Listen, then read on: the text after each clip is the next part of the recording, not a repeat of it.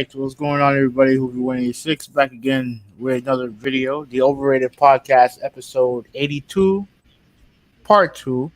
This is a continuation of our podcast on Monday. Wait, was it Monday or Tuesday? No, Tuesday, because I had to go to work. Yeah, Tuesday, because I had to go to work. So, I am your co-host, Who'll be 186, and with me is Traditionalist 101. That's right. Traditionalist 101 is here at your service. And happy Sunday to all you guys and gals out there. As we all know, like I always say, Sunday is always a great day to once again thank the Lord, Jesus Christ, Lord and Savior. Church service was excellent for me. I know you don't go to church, but at least for me, it was fantastic. But yeah. Definitely looking forward to finish up this podcast, and we'll have another podcast for you tomorrow, which something I don't think we ever done a back-to-back podcast before. Yeah. So, we're just trying to continue on because our first podcast went too long.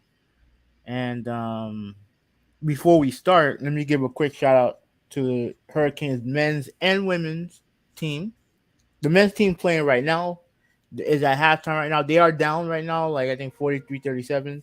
Hopefully they'll 45, it's 45-37. Hopefully they'll get back into it. And the women's team, they play later on tonight against LSU. This is the first time. Well, the men's basketball team, they've been in this position before, the Elite Eight, right? They got eliminated in the Elite Eight last year. Hopefully they can beat Texas so they can get to the Final Four for the first time ever in their school history. Mm-hmm. And the funny thing is, on the other side of the bracket, FAU is in the Final Four. Oh, that's crazy. Yeah. Now, mind you, FAU is obviously I don't know if they're a small school technically. I thought they were. Yeah, I don't know how many students go there. I'm sure more students go there than Miami, because Miami is a private school, right? But as far as athletics, they're a small school. Yeah, and for them to reach the Final Four, that's crazy. That's crazy. So hopefully, the Hurricanes can get to the Final Four as well, and we could have an all South Florida national championship game, but Miami had to take care of business for that to play. They have to beat Texas, and then they have to beat UConn, and hopefully they'll get to the Final Four. So I'm hoping for that. And the same thing with the women. I've watched more women's basketball than I've had in the last my entire life. That's probably my entire life. Um, yo, these games are pretty crazy. So I so props to them. This is the furthest they've ever been. They're also in the Elite Eight. They're playing an LSU team.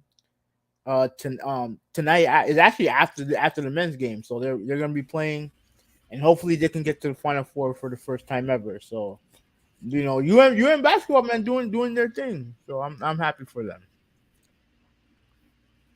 Yeah, and you're watching it currently, right? Yeah, I'm watching the men. I'm watching the men right now, and then later on I'm gonna watch the women. Yeah. So like I said, I'm not big into college basketball, but obviously I want to support my hometown team. So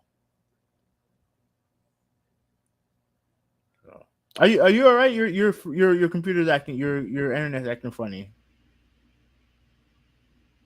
I mean your camera's acting funny. I don't know if you can hear me. Yeah, I don't think you can hear me. Steve, Yo, can you hear me, or are you just being silent? I just now I can hear you. Okay, I think your internet's acting stupid. Yeah, I kind of had a feeling because once I didn't hear anything, I said to myself, okay, let me check my internet. That's why I didn't say anything. But Okay, can you see everything perfectly now? yeah, everything's fine. I can hear you. I can see you. Everything. So Okay. I was just saying that the women's team, this is the furthest they've ever been in the NCAA tournament, and they're playing LSU tonight. And if they beat LSU, they'll be in the Final Four for the first time ever as well. So obviously I'm going to be cheering. I'm watching both games. Yeah, so it's gonna be fun, man. It's gonna be fun. And win or lose, I'm proud of both programs. They've done very well. I'm surprised. How are you able to watch both? You got two TVs in your room? No. This game is starting now. This game's in halftime, and around 7 o'clock is when the women start playing. Okay, So, good but deal. so by the time the men's game done, the women's game probably gonna start, or it's gonna be close to starting. So yeah, man. This is the most college basketball I've watched ever. But I will try to support the home team, and having a Miami FAU college basketball final would be funny. Yeah, I never really watched that much college basketball. Not it's just not as exciting as NBA. And I remember people were having the discussion. It's it's just kind of weird how we could all watch a college football game and a professional in the NFL game, but it doesn't for some reason it's just not the same when it comes to college basketball and professional basketball. If that makes sense. Yeah, no, it makes sense. And the thing is that the best basketball is played at the highest level, like bar none. It's played at the highest level. Hmm. When it comes to football, like obviously the best football player in the NFL, but you have some teams who you'll have some teams who make the game ugly by either great defense or quarterback play not good or whatever. You don't really have that in college football. Some guys benefit from having less competition. You know what I mean? Like it's just a different sport. Yeah. It's just a different sport. So yeah, like I said, the basketball like aesthetically isn't nowhere near as good as the NBA. But when you have a vested interest, you kind of you just want to see them win. So Yeah. yeah, so Agreed. yeah, so I'm proud of those guys and girls. So anyway, moving on. All right, so let's get started on the first topic, right? Oh, did you do anything else this weekend? No, this worked. Just work? Yeah, That's it? yeah. I could have sworn you did something. No, no.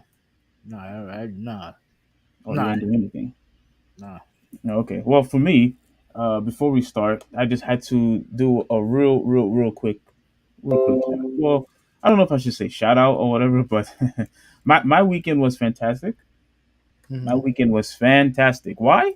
Because I got, and I think you already know what I'm going to do, but I got a copy of Resident Evil 4, Mm-hmm. which is I think what I'm gonna do is most likely I'm probably gonna play it after we do the podcast. Yeah. I haven't played it yet. I've just been real too busy, especially yesterday. But I am really really excited, for this game, and I also got the remaster of Tales of Symphonia.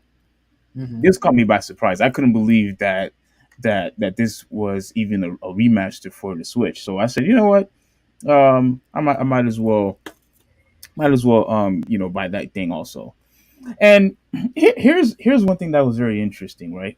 Mm-hmm. So this is not a topic, but like we all know, or at the very least, what we had mentioned earlier, that Nintendo is going to be getting rid of their eShop tomorrow. Mm-hmm. Their online, uh, I guess, internet eShop. For for the Wii U and the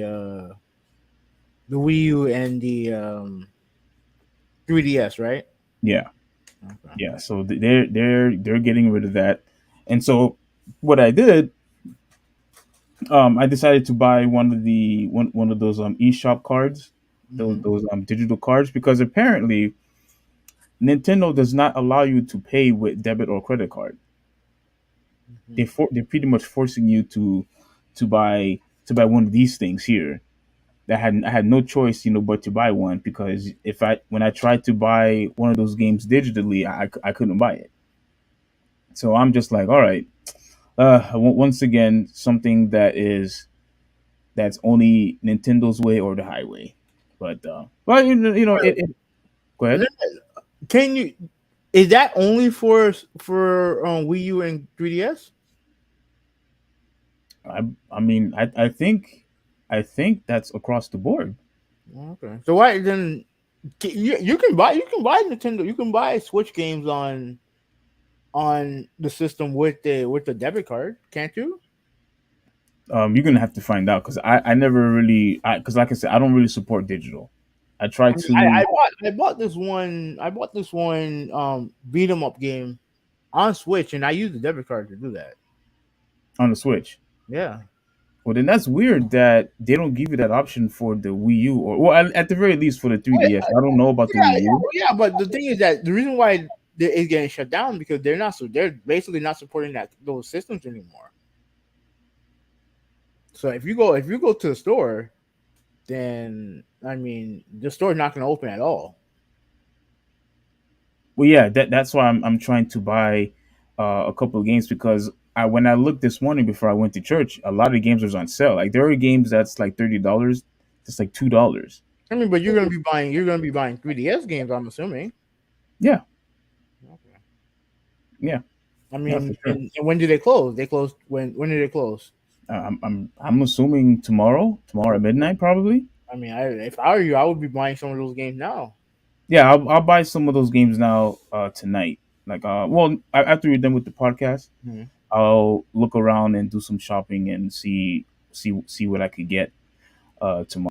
I forgot to tell you. I think I said it before, but my brother got this game. He got Spider Man, Mhm. and I'm only bringing this up just to say I told you so some more. About what? This is the reason why. Once again, no, we're not going to discuss this. This is doesn't have to be a debate, but it's just to prove to you some more. This is the reason why that backwards compatibility is important. If the PS5 was not backwards compatibility, we would not be able to play this. So once again, Hoovy, although you care about new games, and I think everybody should care about new games, if there's an older game that's available for you to play, and because your console is backwards compatible, you are able to play it. The game is remastered on PS5. So if you want, your camera's gone. By the way, Yeah, go ahead. if you wanted to play Spider Man, they have a PS5 version that you can play. Yeah, that's fine. That's fine. It still doesn't get it still doesn't negate my point though. I guess, man. Anyways, conspiracy agents in the chat. What's going on, bro? And he said that the Suicide Squad game looked bad. Someone even made a joke saying keep it delayed. Yeah, they need to keep that shit delayed. And yeah, we talked about that in the part one. Yeah, the game didn't look good. Like we pretty much discussed it on part one of the podcast. So yeah. Yeah, All right. it's weird because oh, my camera changed. Let me I'll fix that. It's weird because we did talk about that in the podcast, but I don't remember you claiming that the game looked bad. I think what you complained about was that the game looked the same. No matter no matter which character that you chose. Yeah, the gameplay. When I mean don't look good, I'm talking about the gameplay. I'm talking about the gameplay. Everyone seemed to play the same, and it didn't to me. It didn't look great to me. But my problem was the gameplay. My main Yeah, problem was gameplay. Everyone seemed like they played the same no matter what. So yeah, so that was your problem. You yeah didn't like the gameplay, and look, I hopefully the fact that the game's going to be delayed, I truly hope that it does make drastic improvements. So yeah, we'll see. yeah. Anyways, all right. So first topic. This is I will explain this because I know Steve not into. I know you're not really into soccer. At least not Yeah, the I'm way. not really a soccer guy. I am trying to get trying to learn more about it. I don't know if you remember how I was constantly asking you questions, especially during the whole tournament. Hmm. So I am trying to learn at least a little bit more about the sport so I could get into it a bit more. But it is exciting, especially when the game is really close.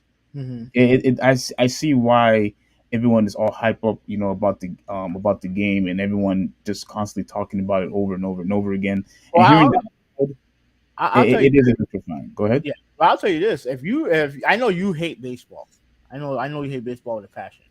Yes. But over the last couple weeks, they had the World Baseball Classic going on, which you have teams. It's an international tournament, and if you see the atmosphere of some of these games, Hmm. right? I'm telling you, I think you would. It's the most exciting baseball will be for you. Really. Yeah.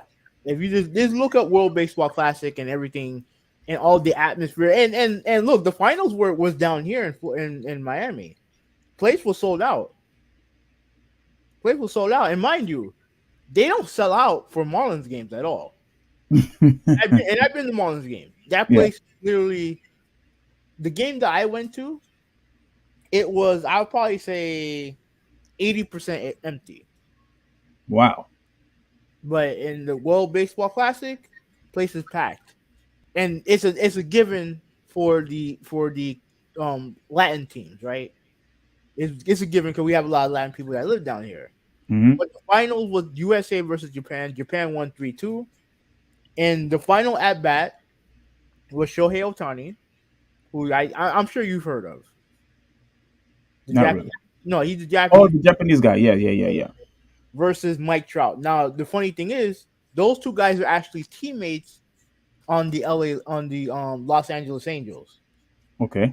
So that was really the final at bat, and with a one score game, and that at bat was epic. But but at the end of the day, it was USA versus Japan, the finals.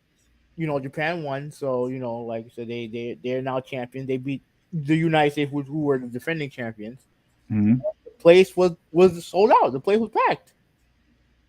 Oh, The place was packed, man, and it really is because there's a pride in cheering for your country. You know what I mean? Like yeah.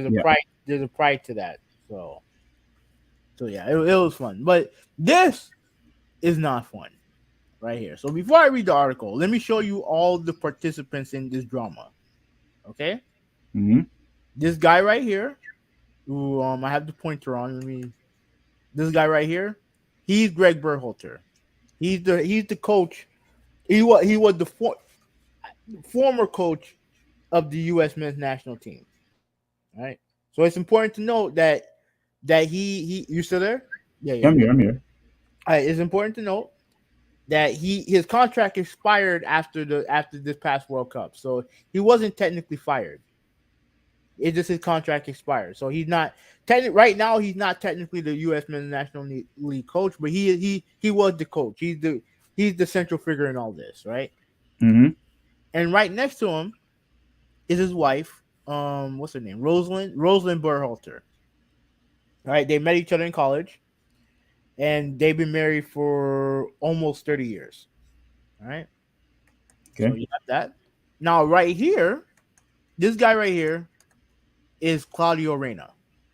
He is U.S. men's national team. Both men are both him and Berhalter played with each other in the U.S. men's national team back in the late '90s, early 2000s. Right. Yeah. Claudio Reyna is regarded as one of the greatest U.S. men's national team players of all time. Highly regarded in the United States for his play. Right. And next to him is his wife. I think her name Danielle. Let me see. Let me see if they have her name here, because she's an important part in this too. I think her name Danielle. Mm-hmm. Uh, once I read the article, then I'll see if I can find it. But that's his wife, right? Important part. Right here is Gio Reyna, which is their son, U.S. men's national team member. He plays in Germany for a popular German side, but he's American, right? Now the controversy all started just before the World Cup, right? So he was selected to the men's national team, and mind you, he's very good. He's a very good player. But actually, let's read the article right here. So Okay. right now you have all the central figures. You have Berhalter, his wife, Claudia Reyna, his wife. Now, mind you, they all went to school together.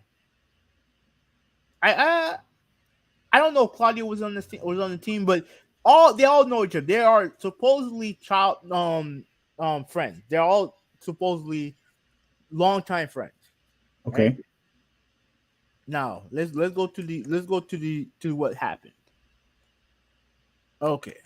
In American professional sports, few families have ever been as closely intertwined as these two. Claudia Reyna and Berhalter grew up together in New York or New Jersey. Okay, so they knew each other as kids. Mm-hmm. So they knew each other, right? They grew up together in New Jersey in youth soccer. Claudio's father was their coach. They were high school teammates at St. Benedict Prep, where they fielded the best team in the country for 2 years. All right. After they both played college soccer in the ACC, Reyna at Virginia, Berhalter at North Carolina, they both embarked onto European careers. Both received their U.S. men's national cap, which is first. Cap means like game, their first game, right? Their first appearance in the game. Okay.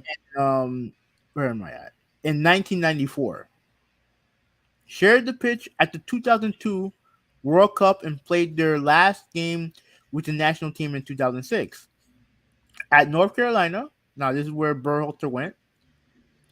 Rosalind Berhalter, wife, and Danielle Reyna were 4-year teammates, roommates, and best friends. So the wives knew each other. The wives knew each other. They were teammates. They were classmates. They were obviously best friends, Okay. right? So all right. So they were 4-year teammates, roommates, and best friends. According to U.S. Men's National Team Players Association website, Reyna served as best man in Berhalter's wedding. His best man. So you're seeing how close these two families were, Right. and the key word is were. So okay, when Berhalter was hired as U.S. men's national team coach in 2018, U.S. Soccer predominantly displayed Reyna's glowing comments about his friend in a written feature, and that relationship extended to their respective sons. In June, Berhalter told Gavin Jules show that when he coached Gio, it was almost like you're putting a family member in the game. So he considers Claudio Reyna's son as family. Now, mind you, this shows you how close these two people were to each other. These families were to each other. Yeah, so they're pretty much like they're pretty much like how you're so like when a guy says, "Oh, I see you more as a brother than just as a friend," pretty Yeah. much. Yeah. Yes. Yes. Okay. Okay. Okay.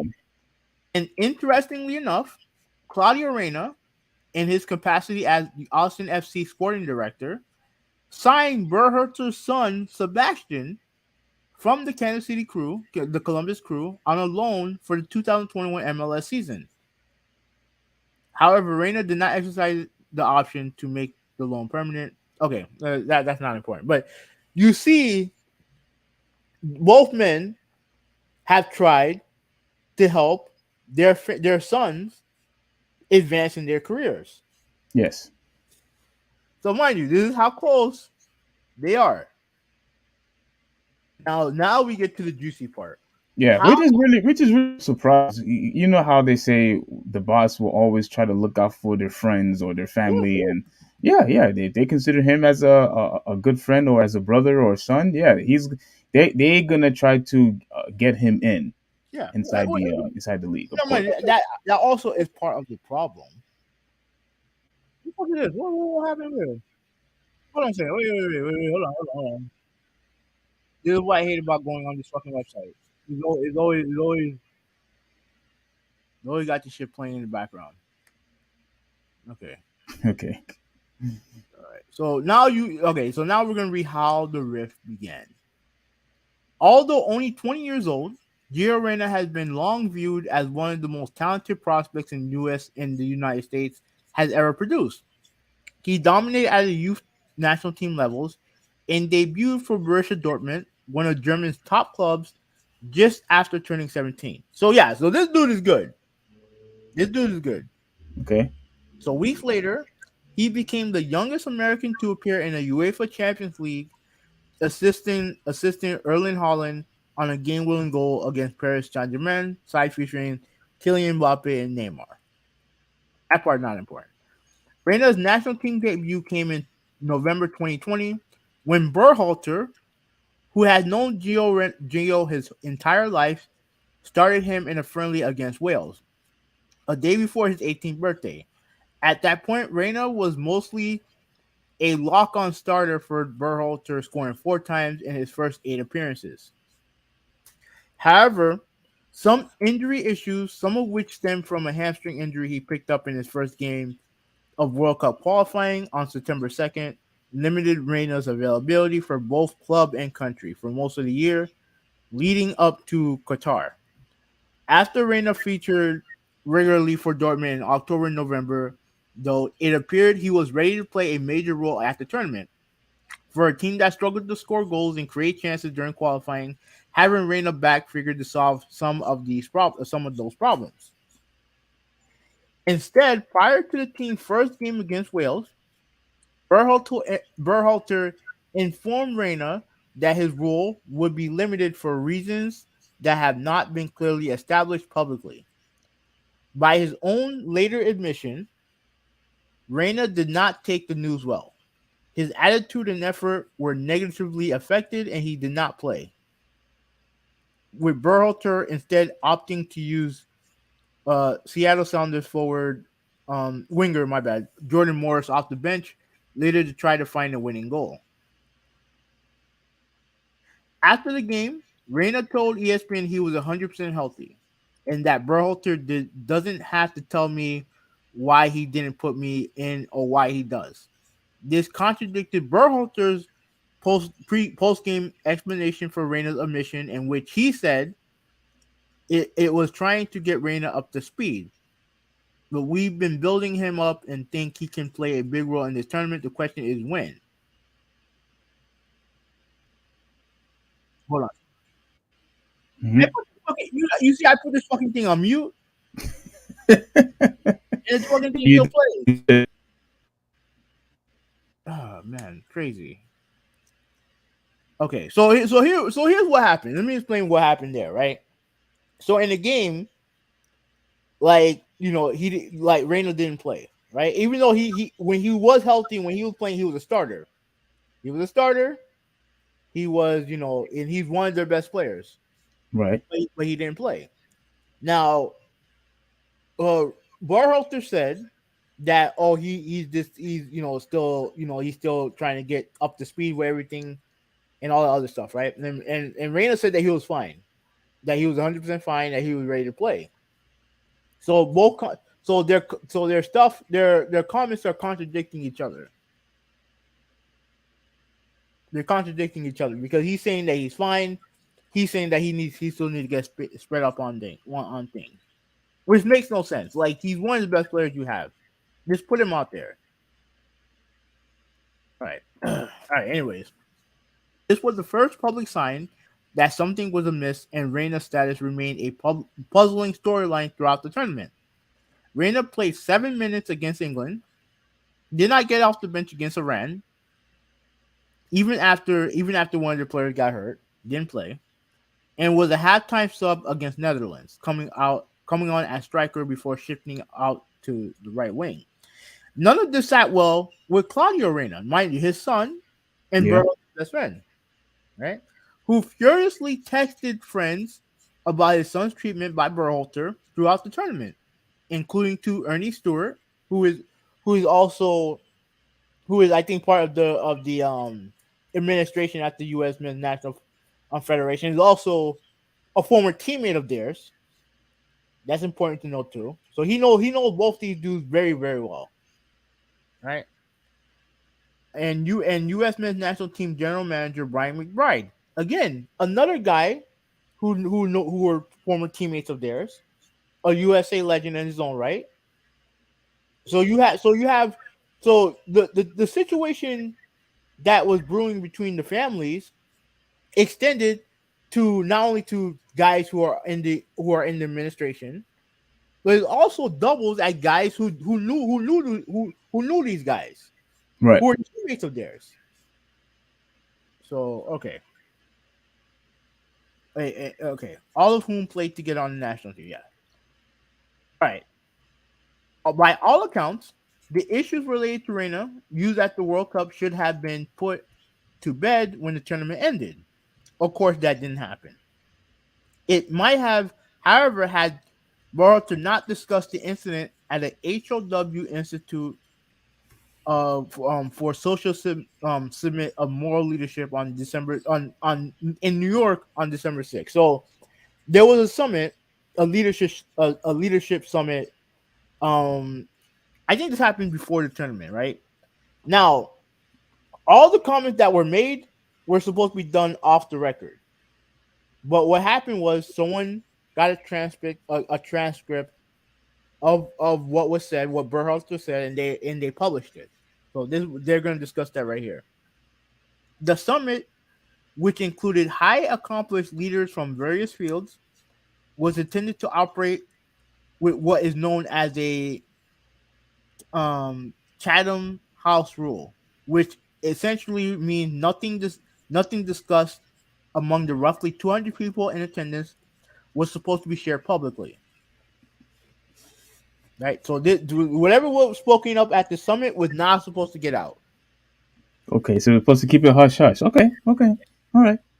To help explain how he, as a coach, deals with difficult situations, Berhalter alluded to his handling of Reina. So okay, yeah, it'll explain right here. Things came to a head on December 11th when Chatterworks published a partial transcript of Berhalter's appearance, featuring the part about Reina nearly being sent home. Now this is Berhalter talking, right? We had a player that was clearly not meeting expectations on and off the field. One of the 26 players, so it stood out. Berhalter said, as a staff, we sat together for hours deliberating what we were going to do with this player. Berhalter continued. We were ready to book a plane ticket home. That's how extreme it was. And what it came down to was we're going to have one more conversation with him. And part of the conversation was how we're going to behave from here out. There aren't going to be any more infractions. So even though he never mentioned Gio Reyna by name, everyone knew who he was talking about. Yeah. Everyone knew who he was talking about. On December 12th, the day after Roberto comments went public, Gio posted a message on Instagram where he wrote that the reports of nearly being sent home from the World Cup was highly fictionalized, adding he was disappointed that details regarding his participation in Qatar were not kept in house. It remains Gio's only public comments on the matter today. So, he knew he was talking about him, but he's saying that him being almost sent home was something that was. He's saying that I'm not saying I don't think he meant that it was a lie. But That's exactly what he's saying. That it was a lie, or maybe a little exaggerated. That yeah, that's what it sounds like it is to me. I think he means more exaggerated because here's the thing: like he did admit that he didn't handle the situation well. He openly admits that, and I'm kind of bearing the lead here, but of everyone who's part who's part of this situation, the person who handled this the best out of everybody is actually Gio. All he did was kept his head down and continue playing. He made one comment, trying to dispel, what was said, but he's handled this very well. So props to him. So was he sent home or not? No, he wasn't. He was on the team, but he wasn't. He didn't start. He was he Okay. was he was essentially a bench player, and he's too good to be a bench player. Now now again, you know more about the sport than I do. I don't.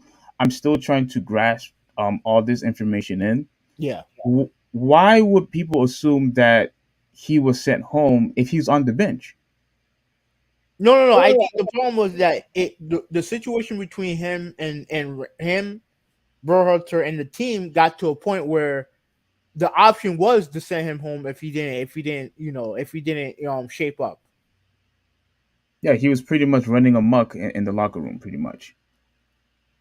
Of course, I don't know if I'll go that far, but of course, I but they mean, they were saying that he wasn't putting in the effort. here's the thing, Huvi. We seen similar reports. I'm not gonna say exactly the same thing, but we've seen of her reports of players not acting right, where they would either get suspended or they Yeah, get sent home for the night. yeah. If I would assume that, although I don't watch the sport, but at the very least, people have common sense whether they watch soccer or not. If somebody is suggesting that one of your players should just be sent home, they're not going to think of that for no reason. I highly doubt everybody just came together and collude and said, "Oh, we're going to send him home," despite the fact that he's one of our best players. Like, he Well, had to have done something. according to what I don't know if he'll say it in the article here, but according to what I've heard from other reports, is that there was a team meeting where the players were talking to Claudio Reyna and telling him, "Yo, man, you gotta get your stuff together." So I don't deny that there was something that was going on. I just don't know the like. Obviously, it's bad if he's gonna get sent home. But how serious was the threat of him going home? Because he's saying that that is not exactly how it went down. That was Gio saying. Yeah. He didn't get to the point where like he's basically saying, like me getting sent home, that's an exaggeration. You know what I mean? So yeah, so let's continue reading. Let's continue reading. Okay, the irony here is that in trying to provide an example of his own leadership to a room full of mostly strangers, Berhalter made a massive leadership error in sharing what should have remained an in-house issue. Even though Berhalter didn't use Gio's name, it was under the impression that the comments wouldn't be made public. Wouldn't be published. He had nothing substantive to gain from making them. Do you agree with that? Um, well, since he didn't really use his name, um, here's what I, cause okay, now correct me if I'm wrong. Maybe I'm interpreting it incorrectly.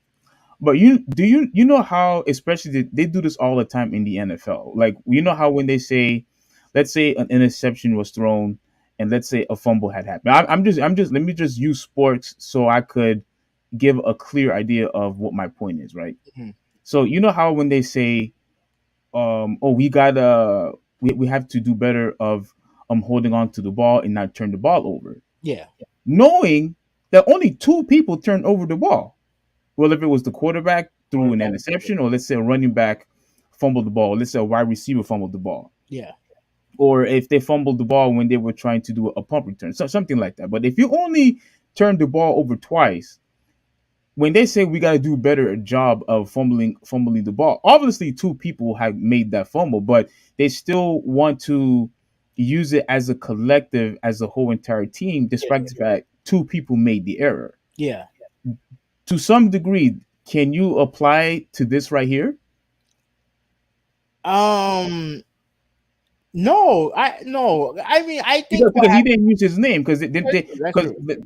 because since he didn't use his name, would you think that he's saying this as a collective, the way it's done in the NFL, as an example? To me, I here's what I think happened. Okay. Right. I think what happened was that he was trying to show an example of how he was a good leader. Right. And how he deal with adversity, and you use the story. And the problem is that you can't. To me, you can't have a situation where if you have a very public riff with a player, comment, especially if you're going to use comments about, almost sending him home or anything like that that makes him look bad. If that comes out public, you have to then. I mean, you're really you made a mistake. You made a mistake. It's the same thing when I call when the long time ago when we talked about the emails from John Gruden, right? Hmm. Obviously those comments were obviously those comments were in private. The problem is that they ended up going out, and you can't defend what he said. Now you can defend whether or not he should have got punished for that. Like, I know that was our big argument over it, but Yeah. you can't sit there and be like, oh, what he said was good or decent or anything like that. No, no, like, it came out, and you pretty much you put this kid in a bad light because everyone knew who you were talking about. Everyone knew he didn't have to use his name. We all knew, because throughout the tournament, it was always baffling why you have one of your best players on the bench, a guy who can create scoring opportunity, a guy who can score goals, and you had trouble doing that all throughout the tournament. Despite having a good tournament, we still struggle scoring goals. And here you have a guy who says he's healthy, who can score goals, and yet he's on the bench for most of the game. Okay. Before you continue, Mhm. the question I have is: would you consider Geo elite? Yeah, I mean, for as far as U.S. men, yeah, absolutely he is. Okay, for as far as that, he's elite. So I'm trying to, even though I don't, I'm still trying to learn about the sport. Yeah. I'm trying to relate this to a different sport. So pretty much what you're saying is it would be equivalent as saying, "Oh, you're leaving Kevin Durant or Kyrie Irving on the bench instead of playing." Would you, is that fair? That's difficult because you have so many players all around the world who are great players. I don't know if I put him in the Kevin Durant category because, like I said, it's a team sport where you need, like, you have very few guys in the world who can win a game by themselves. Very few guys in soccer who can do Hmm. that. But you have a lot of very good players, and to me, Gio Reyna is a very good player. He's one of the best players you have on your team. Like, they have 10 guys on the field and one guy as the goalie, right? Okay. He is one of your best 10 players, bar none. He's one of your 10 best players, and he does something that you struggle doing. And okay, let me give you a good example. I'll give you a good example, right? Jamal Crawford, right? Dude is a spectacular bench player, right? Yes. 6 man a year multiple times. Now again, now mind you, he is a bench player, right? He's not a starter, but it would be like having your guy on the bench but not using him. Actually, no, that's a bad. Let me use a better example. Um, it's like, Ginobili. no, no, because he started. I know he started and he went on the bench or whatever. Okay. It's literally like Man, what's a good example? Man. Now basketball's tough because it's a different sport. Paul But George. no, no, it's too. No, that's too. No, that's too much. Mm. Let me try to go football. Okay. Okay, it's like having a running back. You know what? You know who I had a problem. You know who I had a big Jay Jai. Now I know you don't. I don't. I think you heard the name, but you don't really know who he is, right? Yeah, yeah, He was a Dolphins running back. The year that Adam Gase was there.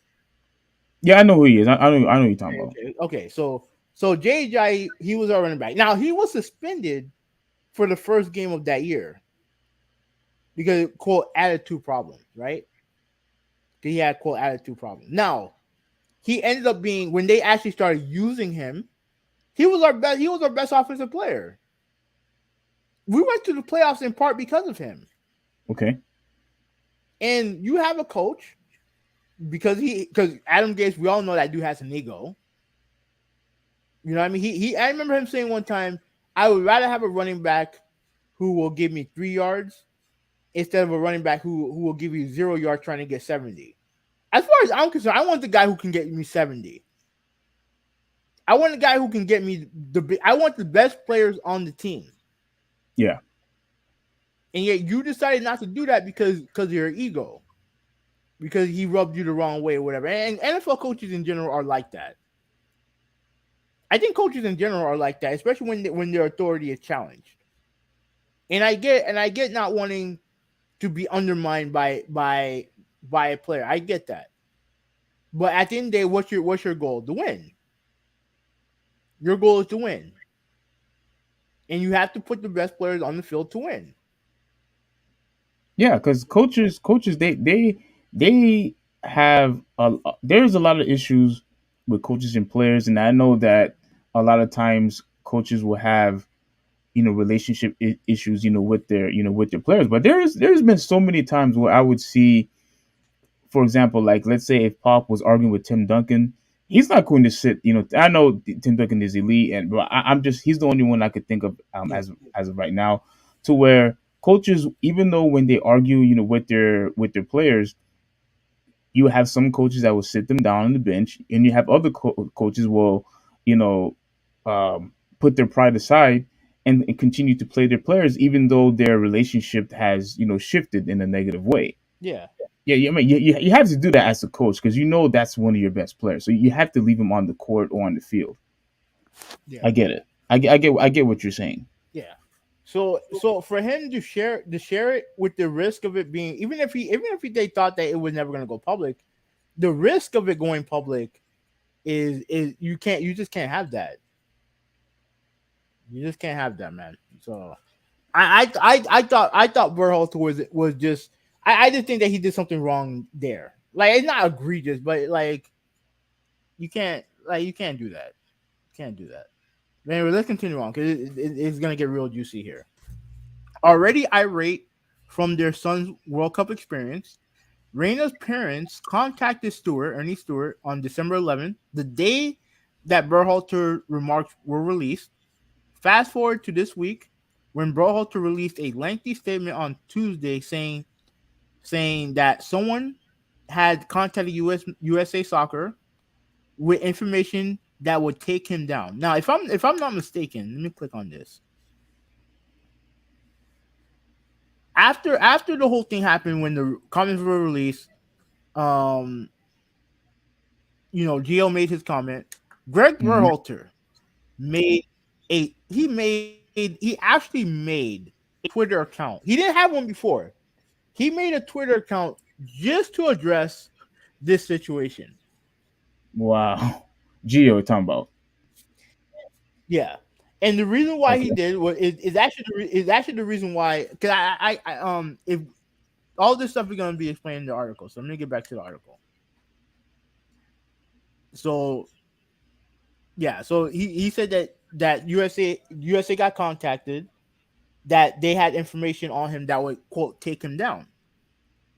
Now, after Berhalter's statement, USA Soccer quickly followed with one of its own, saying it hired an outside law firm to investigate The incident after the allegation was raised on December 11th.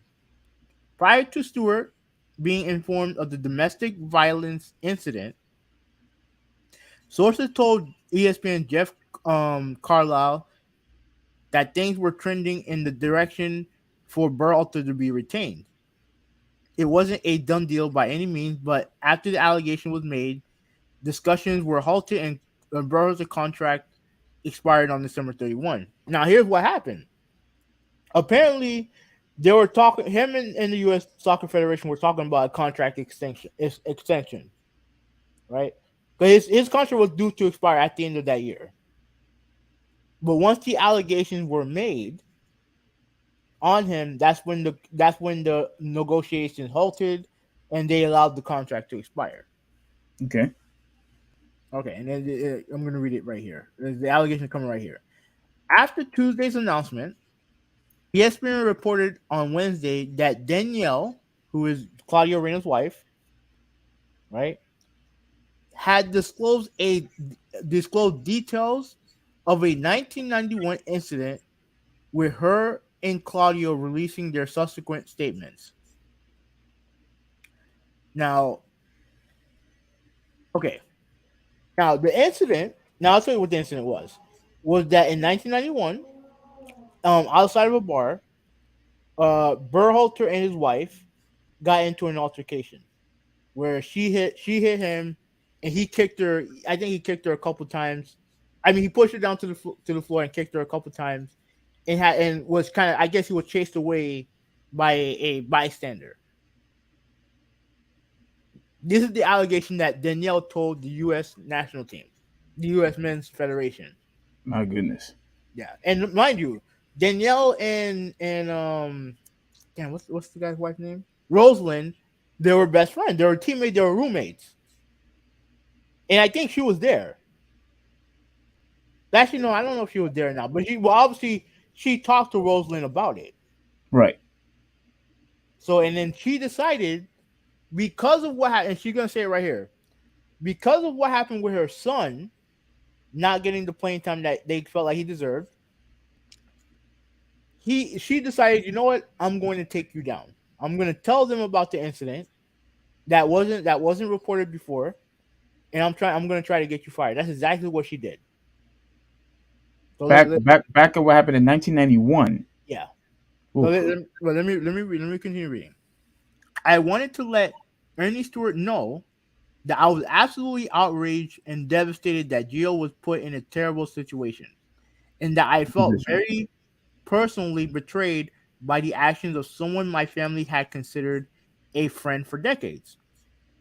Her statement read in part: I thought I was especially unfair. I thought it was especially unfair that Gio, who had apologized for acting immaturely about his playing time, was still being dragged through the mud when Greg had asked for and received forgiveness for doing something so much worse at the same age. Mm. Yeah, and exactly that, and that is the core of what she because she's mad, and I understand her being mad that her son's being dragged, because obviously if it comes out that Gio Reyna's acting immature, you're always gonna have a group of people who are going to call him out, call him spoiled, and all the other stuff, right? So she sees that, so she pretty much used that as a reason to expose Greg for what happened when he was around the same age, right? Which was, basically hitting his wife. Yeah. So yeah. And then Claudio added, I support my wife Danielle and her statement. I too was upset by Greg's comments about Gio after the US was out of the World Cup. And I also appealed to Ernie on December 11th, asking him to prevent any additional comments.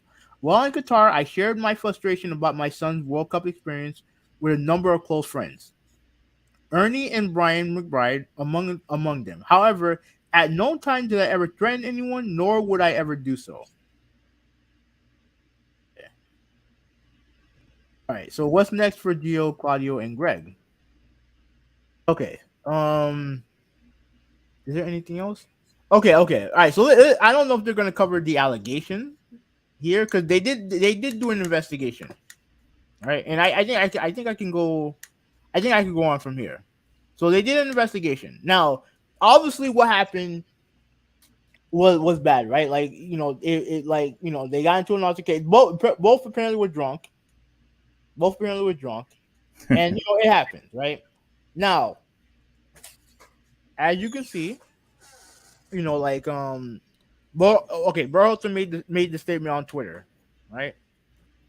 All right, let me see. It's a lot. I'm not gonna read the whole thing, but I'm going to try to find. Okay, I'm gonna find this part right here. I don't know if you can see it very well. Oh, I can't. Can I highlight it? Okay, it's fine. I'll read it. In the fall of 1991, I met my soulmate. I had just turned 18, and I was a freshman in college when I met Rosalind, for the first time. There was a familiar feeling when we spoke. A freshman in Rosalind, college. fuck, that was you, right? Yeah, Okay, my okay. bad. That bad. Okay, there was a familiar feeling when we spoke. Rosalind was and is an amazing person and determined, empathetic, fun to be around, and we connected immediately. It felt like we had known each other for years. We had been dating for 4 months when an incident happened between us that would shape the future of our relationship. One night, while out drinking at a local bar, Rosalind and I had a heated argument that continued outside. It became physical, and I kicked her in the legs. There are zero excuses for my actions that night. It was shameful. It was a shameful moment, and that one that I regret to this day. At the time, I immediately apologized to Rosalind, but understandably, she wanted nothing to do with me. I told my parents, family, and friends what happened because I wanted to take full responsibility for my behavior. Rosalind also informed her parents, family, and friends, while the authorities were never involved in this matter. I voluntarily sought out counseling to help learn, grow, and improve. One of the most valuable decisions I ever made. To this day, the type of behavior has never been repeated. All right, let me see if there's anything in it. Okay. I feared that I lost my soulmate, and then out of the blue, 7 months later, I received a call from Rosalind asking if we could speak in person. We met and discussed how we had grown and decided to rebuild our relationship. Rosalind shared that her family supported this decision, and by working through what had happened, we both realized that our love, trust, and respect for each other was stronger than that incident that occurred months earlier. Since then, Rosalind and I have lived together in 5 different countries, 3 different states, and have met and remained friends with many wonderful people around the world. All of these people have witnessed the strong relationship we have for in a loving family that we have built together. The lessons learned that night over 3 decades ago became the foundation for a loving, devoted, and supportive relationship, which we honor and celebrate with our 25th wedding anniversary this past weekend. Okay, is there anything else? No, everything else is just hearsay. This just just random stuff. So, Okay. so yeah. So the thing is that he had the incident, and he decided, what, obviously she wanted her space.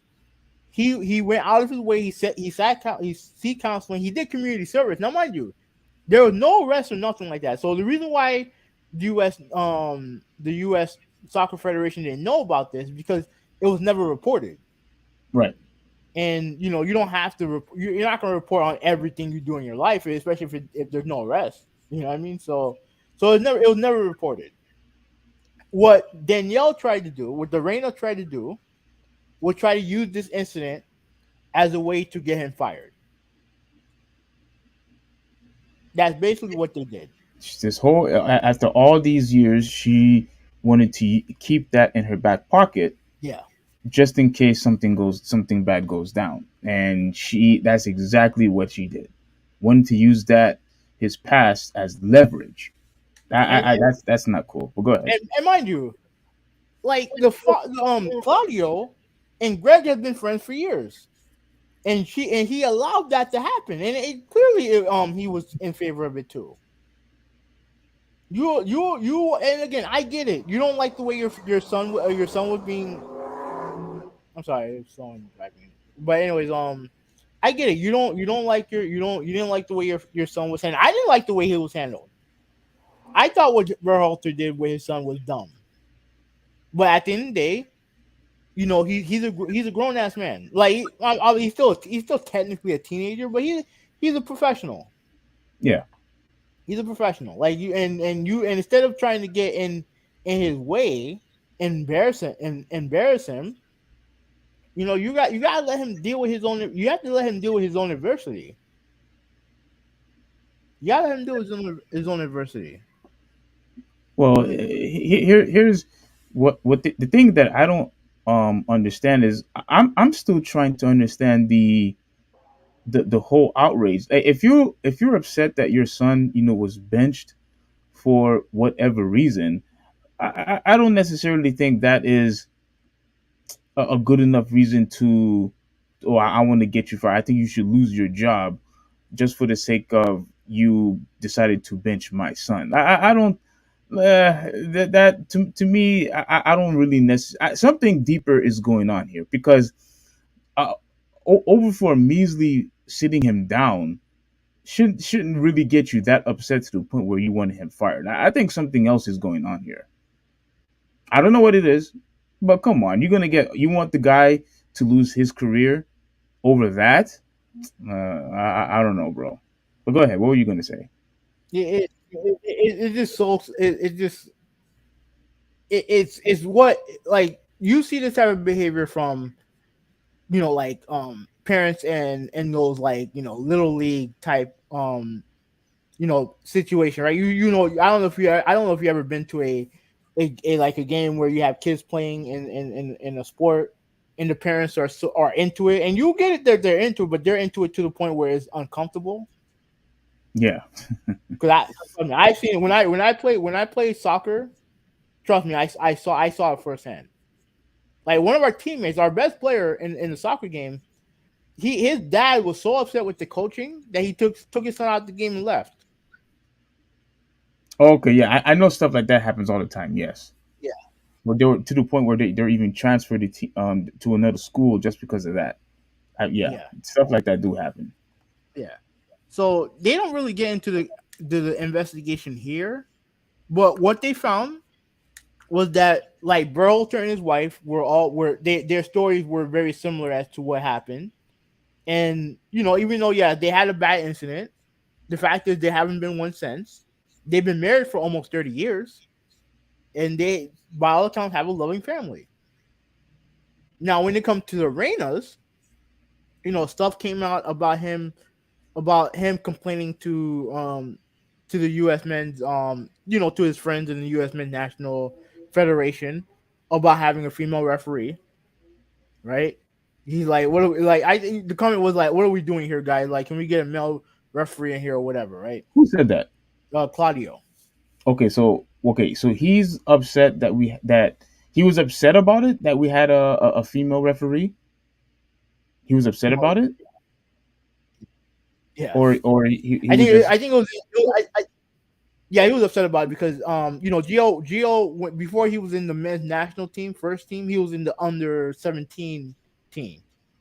So he was in the league for teenager, right? The US men's teenagers team, right? mhm. And they had a female referee in the game. And on lower levels you'll see more unique referee. Like you have the top, like just like in professional sport, you have the top tier referees, and then you have the lower league referees, and the same thing when it comes to soccer, Yeah. right? And and obviously there was a woman refereeing, and he complained about that, and it was just all situation where there was a situation where the Reynas would not go on the same team bus as members of the Berhalter family because of what happened with Gio. So the investigation came out, and there was just nothing but drama that just came out, right? About how pretty much they tried to end Craig Brawlhalter's career. They absolutely did. They Yeah, and, absolutely, yeah, and in my opinion, I think this thing is just a wash. Like, I don't really think this is something you should take seriously because, like you said, this thing happened back in 1991, yeah, and it and they recovered from it. yeah, they reconciled. It looks like forgiveness was met. So I don't necessarily think there should be any type of repercussions, about this at all, No, like at all. I don't think so either. But here's the thing: when it comes, and I'll get to Greg Walter in a second.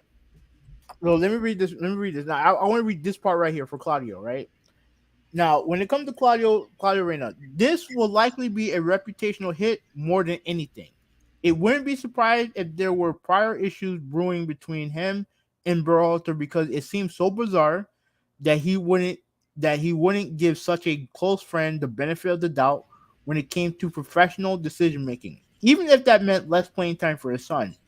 So to react by sending disparaging text messages to U.S. soccer executives about Berhalter during the World Cup is puzzling behavior. And I mean, that's what you said. You said that there had to have been more to this situation when it comes to the family because the go from best friend to enemy like that, Yeah, it's crazy. And yeah, you I think you are right when it comes to that. That there had to have been something else that were brewing before that. There had yeah, to. yeah. It has to be because to me this is just so minuscule. If that's the right term to use, like, I don't necessarily think that's really a huge deal. This is something else, in my opinion, had to have happened. I think we only got just a snippet of a partial truth, or maybe she's just just over exaggerating with the whole entire thing. But again, if this is a family friend and if the whole entire family was close, and for you to get him fired, that was your goal.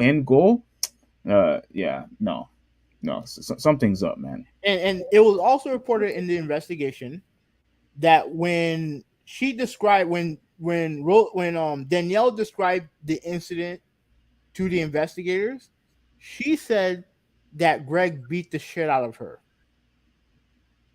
right? Hmm. And Rosalind pretty much said that's not what happened at all. Yeah, he kicked me a couple times, but he didn't beat the shit out of me. You know what I mean? So Yeah, I yeah. don't. Well, let me see, because I'm trying to remember, did he push her down or he knocked her down? I think he pushed her down and then kicked her in the leg a couple of times. Or kicked her in the leg? Hmm. Okay, so he didn't kick her like in the head or in the midsection or No, anything no, like that. no, no.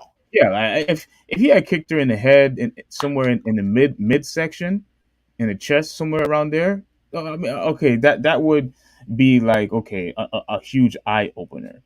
But if he just kicked her in the leg, it's still wrong. Don't get me wrong here. Like, And let's and not and, don't and get it she twisted. said, yeah, and she said that without even witnessing the incident.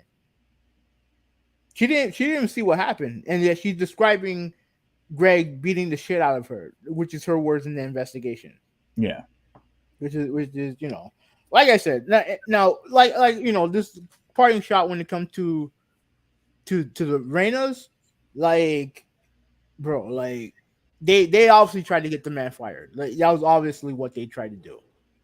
And when the investigation was done, the people who looked the best in it is the Berhalters.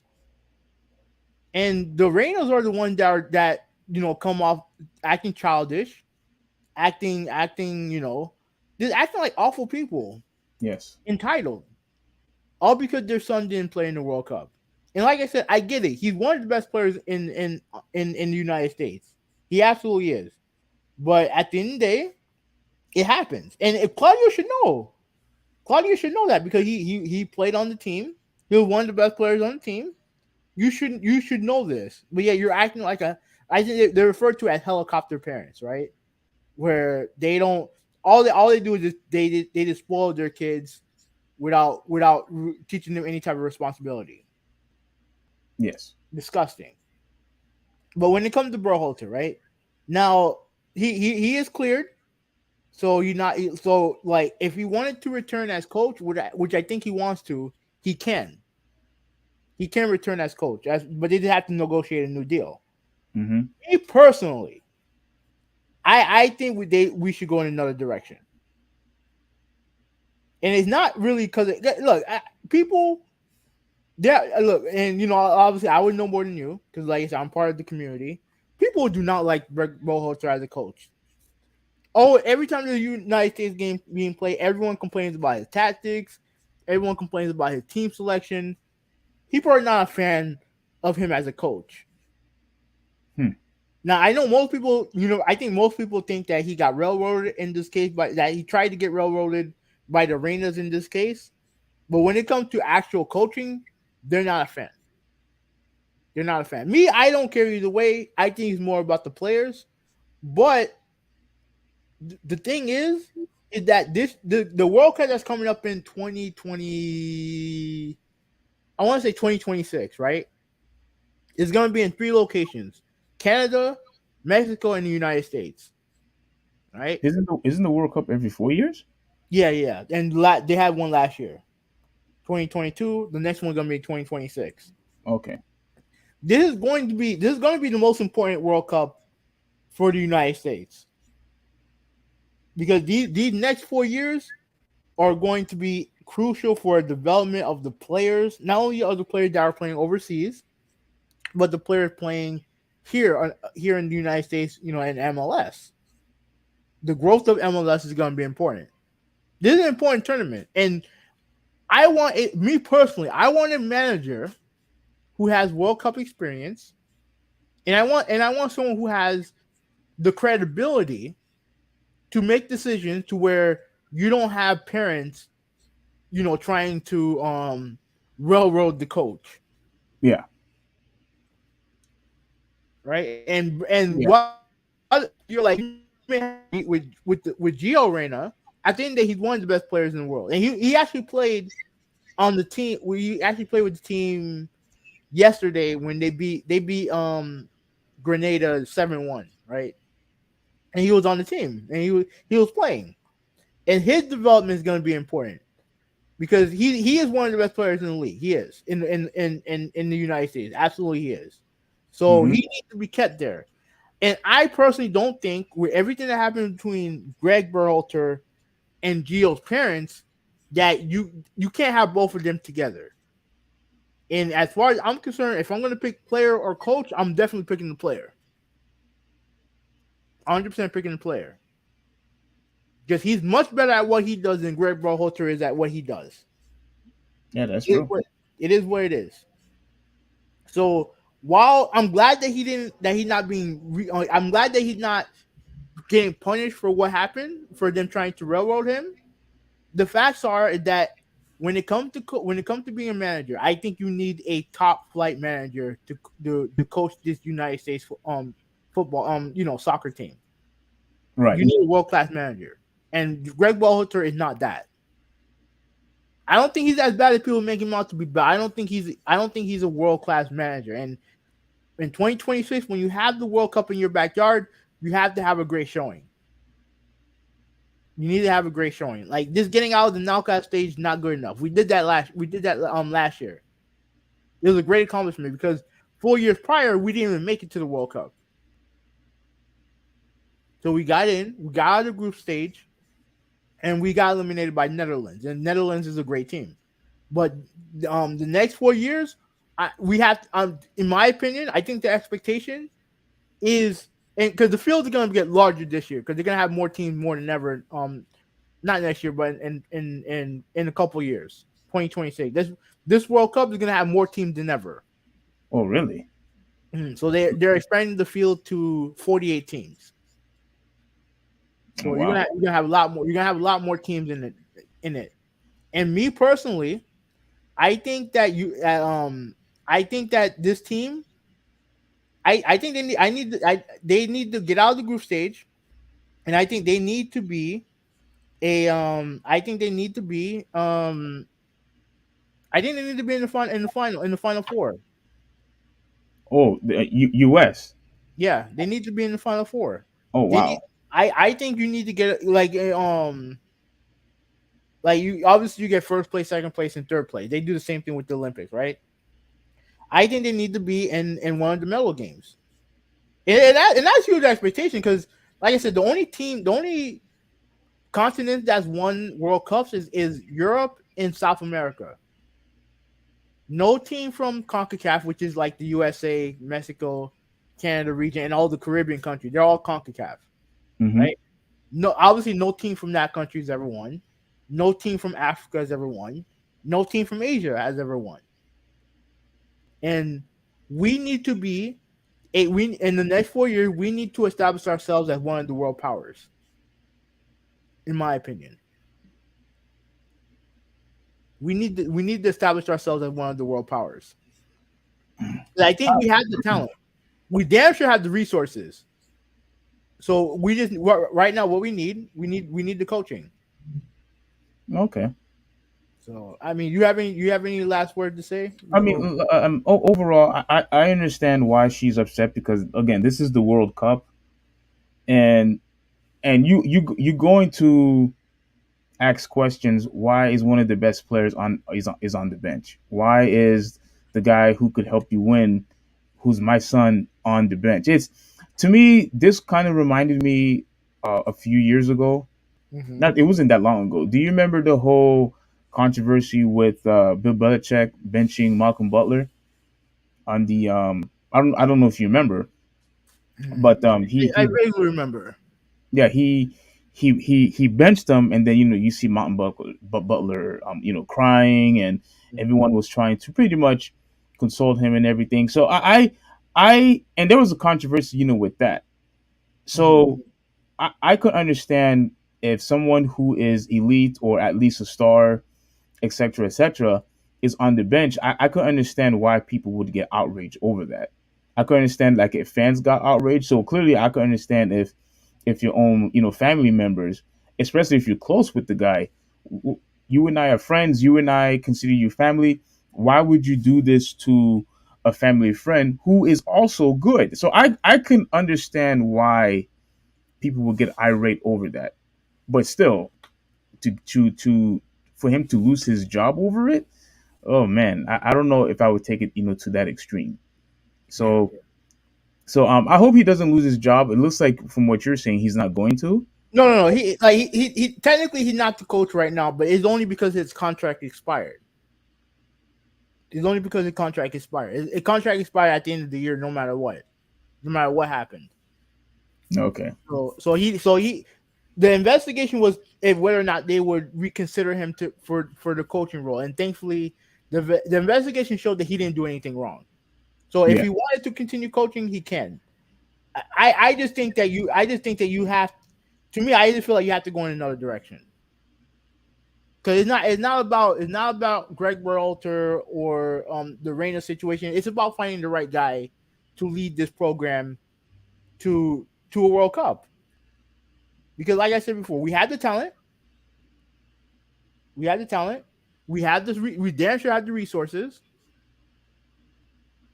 Like yeah, like there's no excuse. We gotta be a world power in soccer. Yeah. We have the talent. We have the talent. Now it's not as robust as Brazil or France or any of the world powers, but we have talent. We damn sure have talent, and teams. And Argentina won this World Cup, and outside of Messi, like that team, they're good, but they ain't nothing. They ain't nothing special. They're not nothing special compared to some of the Argentina teams of the past. They're not that special. Yeah, but didn't they say that? I hear people said that Messi is equivalent to Michael Jordan. Yes, Uh, he is. oh, he is. Okay. Yeah, he absolutely is. He absolutely is. But like even still, like that Argentina team outside of him, they're a good player, but nothing. But nothing. I wouldn't say nothing that was that you couldn't compete against. Hmm. You know what I mean? There's nothing that you couldn't compete against. So yeah. So I mean, yeah. We'll go ahead. Continue. No, no, no. I think I'm pretty much done. I think it's over a little exaggerated. Once again, I understand since this is the World Cup and you're gonna get all upset about it. Similar if this was the playoffs, or let's say if it was the Super Bowl. Like I get it. Championship game, I get it. So I would to me I would definitely I would have just kept this in the house. Yes. Um, the only thing that here's what I'm confused about. I'm actually surprised you wanted to talk about this because typically personal stuff you really don't want to talk about in the podcast. Yeah, but this is they had an investigation, and this was a big deal. in the soccer circle. And I know you don't follow it like as robust as I do, but this is a big deal because this is a larger issue that they have in that federation. There's so much nepotism in that federation. Like I didn't even get over it. I didn't even go over it, but the people who are in charge of hiring a coach, the people who are behind, like Greg Berhalter, his brother is the boss of the GM that hired Greg Berhalter. Like when he got hired, there was really no real contender for that job. He just got the job. That is pure nepotism in that over It's there. nepotism. It's pure nepotism. You know what I mean? And everyone who and that is natural. Everyone who's on the team that used to play for the team, all the officials used to play for a lot of the officials used to play for the team. Yeah, So you're always gonna have situations where you have always guys looking out for each other's sons and everything like that. It's just crazy. yeah, And I it mean, is. yeah, it's crazy. Well, right now, okay, look, right now, the men's basketball team they're up by two. Right, they have the ball. I think they call it foul in Texas. So I Hmm. don't know. I don't know if they're gonna go to the foul line, but they're up by two, and there's like 34 seconds left. And they're up by two. Yeah, they're up by two. Holy crap! Okay. Holy crap! All right. Go ahead, get to the second. Go get to Michael Irving. Well, do you want to go to the comments of what they said? I know it Oh, yeah, doesn't really relate to the topic, but yeah, yeah. So Ruben asked if we should go to a Seattle Sounders game. Yes, you should. I talked about it I told you that in the chat, but I'll tell you right now. Yeah, go to when it comes to soccer, American soccer, there may very well not be a better atmosphere in the league than to go to a Seattle Sounders game. They take their soccer seriously over there. Oh, yeah. yes, yes.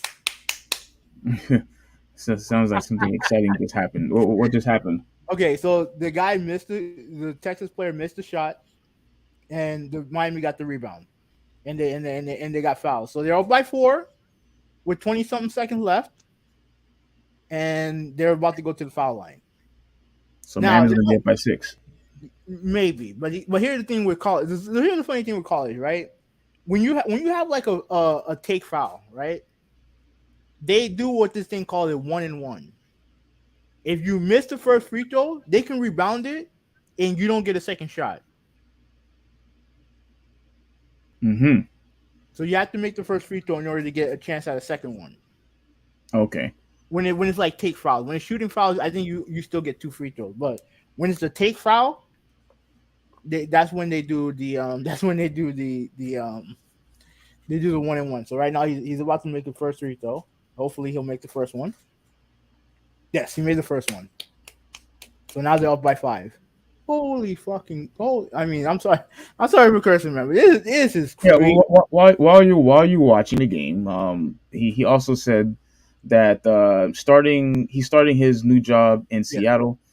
And once again, Ruben, like I remember you said that this was going to definitely help you financially, and I'm happy for you. I'm glad that you're moving up, yeah. and I just wish you the best. And yeah, I'm probably gonna have to pay you a visit up there. And I'm not just saying it's just to say it. Seattle was actually one of the places that I wanted to visit this year.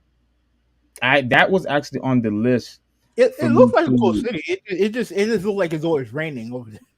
Yeah, people say it's always gloomy. From what I heard, it's a cool city. Yeah. So if I definitely go this year, yeah, I'll definitely pay you a visit because that was on my list. So I definitely want to do that. Conspiracy agent. Once again, like yeah, it's with the whole thing with Suicide Squad. Obviously, with me, I'm being biased because I'm a huge fan of DC. So I do want to support the games. It's not just the movies, it's not just the comics, but also the games. I want to support DC. So which is why I got the Gotham Knights game. I'm a huge fan of the Arkham Knights games. And as far as Suicide Squad, I'm hoping that the game is going to be good. I'm hoping the game is going to be good, but I'm definitely worried that the game is going to be bad. But kudos to them if they think that the game is not good or they don't think that the game is going to be playable, or they think they could make a couple of enhancements, by means, yeah, cause the delay, and hopefully that the game actually gets better. So that's the only thing that we could ask for. All right, so Miami's up by 4 with 16 seconds left. So they just gotta take foul. So like I said, they gotta make both free throws to keep it a 6 point game. To keep it Okay, like at least 5 6 point game. So all right, so you can talk about the second topic. that's the Michael Irvin one. Yeah. All And right, so what I'm gonna do, I'm gonna turn the volume up on this. I'm gonna mute myself to listen to the commentary. But don't worry, I'm still listening to you. All right. okay, All right. all right. So next topic. Oh, Hoovy. What was I gonna say? Yeah. Just Yeah. I'm gonna share it. Mm-hmm. Oh yeah, yeah, yeah. So Don't worry, I got you. I got you. yeah, so let me share this real quick, Mm-hmm. and then I'm gonna read the article because, like, this is something I really wanted to talk about. I really wanted to talk about this. So can you see it? Can you see it? Oh, okay. All right. So we are now going to talk about Michael Irving. Now, as you can see, this is Michael Irving here, as you all can see in the picture. I'm pretty sure if those of you who watch football or a fan of the NFL, you pretty much know who Michael Irving is. Um, he is a NFL player who used to play for, I believe it was the Cowboys. I think he played for the Cowboys, and he's a Hall of Famer who played wide receiver, and now he's a sports commentator now. He's pretty much goes on First Take and all these other shows. I believe also he was in NFL Network. I think I'm not 100% sure, but he did a lot. He's doing a lot of good things after he had retired. So yeah, he's doing his thing. He's still constantly on TV and arguing with Stephen A. All even though all I think he does is just yell all the time and scream all the time like Stephen A. does. But people find him entertaining to watch, and so that's good for him. But some are saying because of this sexual harassment lawsuit that's uh, being occurred right now, he could be out of a job. So let's see let's see what's going on here. So this is the article. Um, Pretty much it's Irving versus the Marriott, which is the hotel of where this whole quote unquote sexual harassment had happened. And what's very interesting about this, and Huvi, I know you say you're probably listening in, but if from what I've found out, I mean I could be wrong, just correct me when you get a chance. The Marriott, I believe, is one of the sponsors for the NFL. Now, once again, when you get back, correct me if I'm wrong, but I think they're one of the sponsors.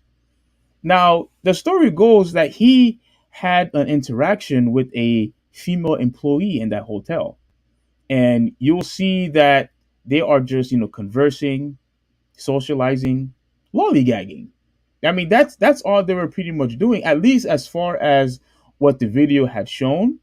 But right now, he's pretty much now fighting for his pretty much fighting for his name. I should want to say, yeah. Let me just say his name. So here it is, right here.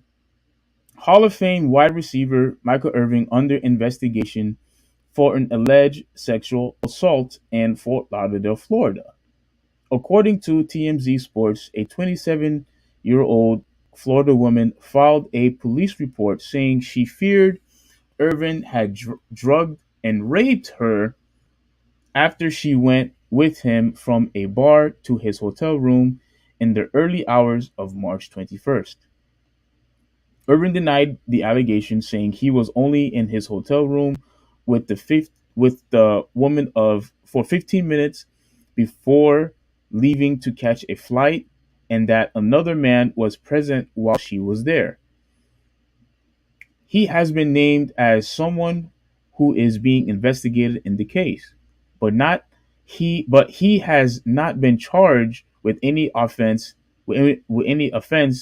and has not been arrested. Detective Tracy Fagon said per Linda whatever of the Sun Sentinel. It's all Now, about you. Let's go. I mean, thank you for interrupting the flow. I'm sorry. I'm sorry. Are you done? Are you going to come Yeah, back yeah, now, yeah, or are you going to yeah, continue yeah. watching? I'm good. I'm good. I'm good. Okay. Um, my question for you was, I don't know if you heard the question, Yeah, yeah, yeah. but You asked me if the Marriott is one of the sponsors for the NFL. yeah. I can let's look that up right now. You continue. You can continue. Let me. I'll look All it right. up. Okay. Yeah, because I believe they are. Like I think I remember Oh that no. they were one of the sponsors in the NFL, which is to me, in my opinion, makes this very very interesting. Um, so here Michael was in Fort Lauderdale visiting his nieces and nephews at the track meet. He was also visiting his 90-year-old aunt and attending her birthday party.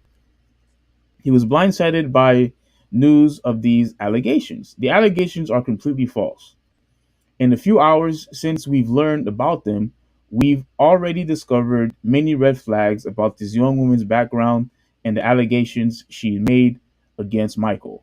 Even the complaint that she made specifically says she does not recall the events that took place. She was very drunk that night, nothing happened, and there was no assault. So the 51-year-old Irvin spent his entire 12-year NFL career with Dallas, won a Super Bowl. Okay, yeah, that's nice. All right. So, do you have the video for the for Michael Irving? Yeah, I do. I do. But let me answer your question. Let me see if I can answer your question first. Because I don't. Is it? Let me see. Hmm. Yeah, I think. Yeah, I think they are. Yeah, I think they are. Okay. But yeah, let me get the video for you. Okay. So yeah. So this is now before you get now while you're getting the video, I really want to see the video because I already seen it, but once again, this I'm remembering all the past debates, disputes that you and I had when it comes to stuff like this. Because I have always said yes, there are chances that the woman could be lying. Yes, there are chances that the woman could be telling the truth. But at the end of the day, do you see why due process has to take place first? Do you see Well, why now? I don't think the investigation is over. Yeah, but but as far as what the video has shown, to me, he's Mhm. completely innocent. Now, whenever you have the chance to show it, it Yeah, it yeah. is I'm just complete. waiting for. Oh, you have it? Yeah, but okay. Okay. Let me address that. It- Okay, you have this thing where you are implying that I say that anytime a woman accuses a man of sexual harassment that she's telling the truth? Is that what you always assume that I'm saying? You from what I've learned about you is that every single one of them needs to be taken seriously, and that you should always Absolutely. huh. Every case has to be taken seriously. That doesn't mean that it's doesn't mean that just assume that she's innocent, he's guilty. No, that's not what that means. What it means is that you have to do like you said, you have to do your due diligence when it comes to this situation. You have to do your due diligence because there could be there's something happened, and they just need to find out what the hell happened. and and we'll discuss the video once they get this. Let me see if I can find the actual video of him in the hotel. Now she what okay, so you said that she had what did she say happened? She Repeat that. she pretty much said that he was she was drunk or got Mhm. drugged, and that he pretty much sexually assaulted her. Okay. And Now from this and now go ahead. no, go ahead, continue. Now from this one here, um okay, this is a different article, but I wanted to read it real quick. So Yeah. the filing came just hours before a win for Irving's legal team. The Marriott says it released these allegations in a court filing because of false statements Irving and his attorney made during the news conference on Wednesday. Irving attorney said that the allegations are hogwash and that they now plan to release security video, which is what you're going to show, video of the incident. Irving Hmm. appeared emotional Wednesday as he and his attorney held a news conference to discuss the defamation suit against Marriott. He filed it after a Phoenix hotel employee reported misconduct against him, which later led to him being taken off NFL Network coverage leading up to the Super Bowl. No, I didn't do anything wrong. I know I didn't do anything wrong, Irving said Wednesday. This is this right here, before you show the video, this is exactly what I'm talking about having, and this is why I always have these strong debates with you, because with these allegations, whether they're true or false, in Hmm. a lot of cases people say, especially when they're false, look at the harm or the damage that it has done to Irving, despite the fact that now that they have video footage of it, because you're going to Oh, show it. wait, hold on a second. Let's go back a little bit now. Let's discuss the video itself, right? Okay. Especially this part right here. Well, let me go through, because I'm still in the article. Let me go to it. Let me switch tabs. Especially the part where he initially meets the female, right? Well, So rewind it real quick. yeah, Rewind it real I'm, quick, and move right, move the move your yeah. comment on the screen. Oh, okay, okay, okay. Hold on, I gotta go back. Hold on a second. Okay, move the comment. Yeah, yeah, yeah. That's right, Joshua. Miami won. Yeah. How about you? Yeah, what's All going right. on, So nephew? Yeah, okay. put it on full screen. Now we rewind it a Yeah. little bit more. What is that? Oh, okay, Okay. This is him talking, and then they'll show the video. okay. I can't hear anything though. No, no, no, no. You don't need to hear it. You just look at the video. Okay, so okay, all right. So that's him with the jacket. Mm-hmm. Okay, stop before you continue. Pause it real quick. Now, when I was watching the video, his lawyer was pointing out that she purposely was waiting for Irving to arrive. Kind of like Uh, when let's say, uh, when did you see that?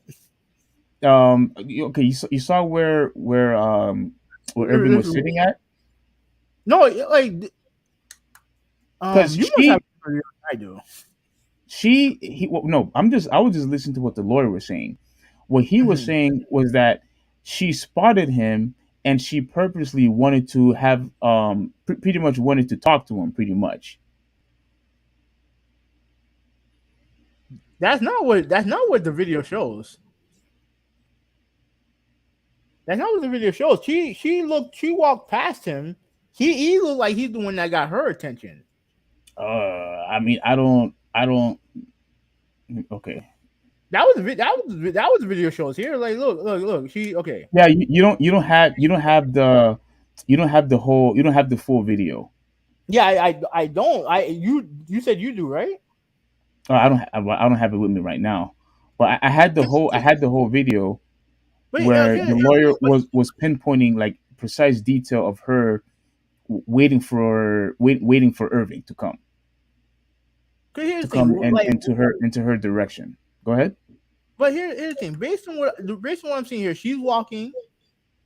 She's walking. He just coming in, right? He points her out. He looks at her, and he looked like he got her attention. She was walking back into the restaurant. Now, if there's other video, I mean, I'll see if I can find it. But like, yeah, let me look for the video. No, no, no. I can. Let's continue watching on and real quick, because there's another thing I wanted to address. Okay. Okay, so you see, yeah, obviously, they're talking, and now I'm not an expert in psychology. I'm not, but I did take the class when I went to college.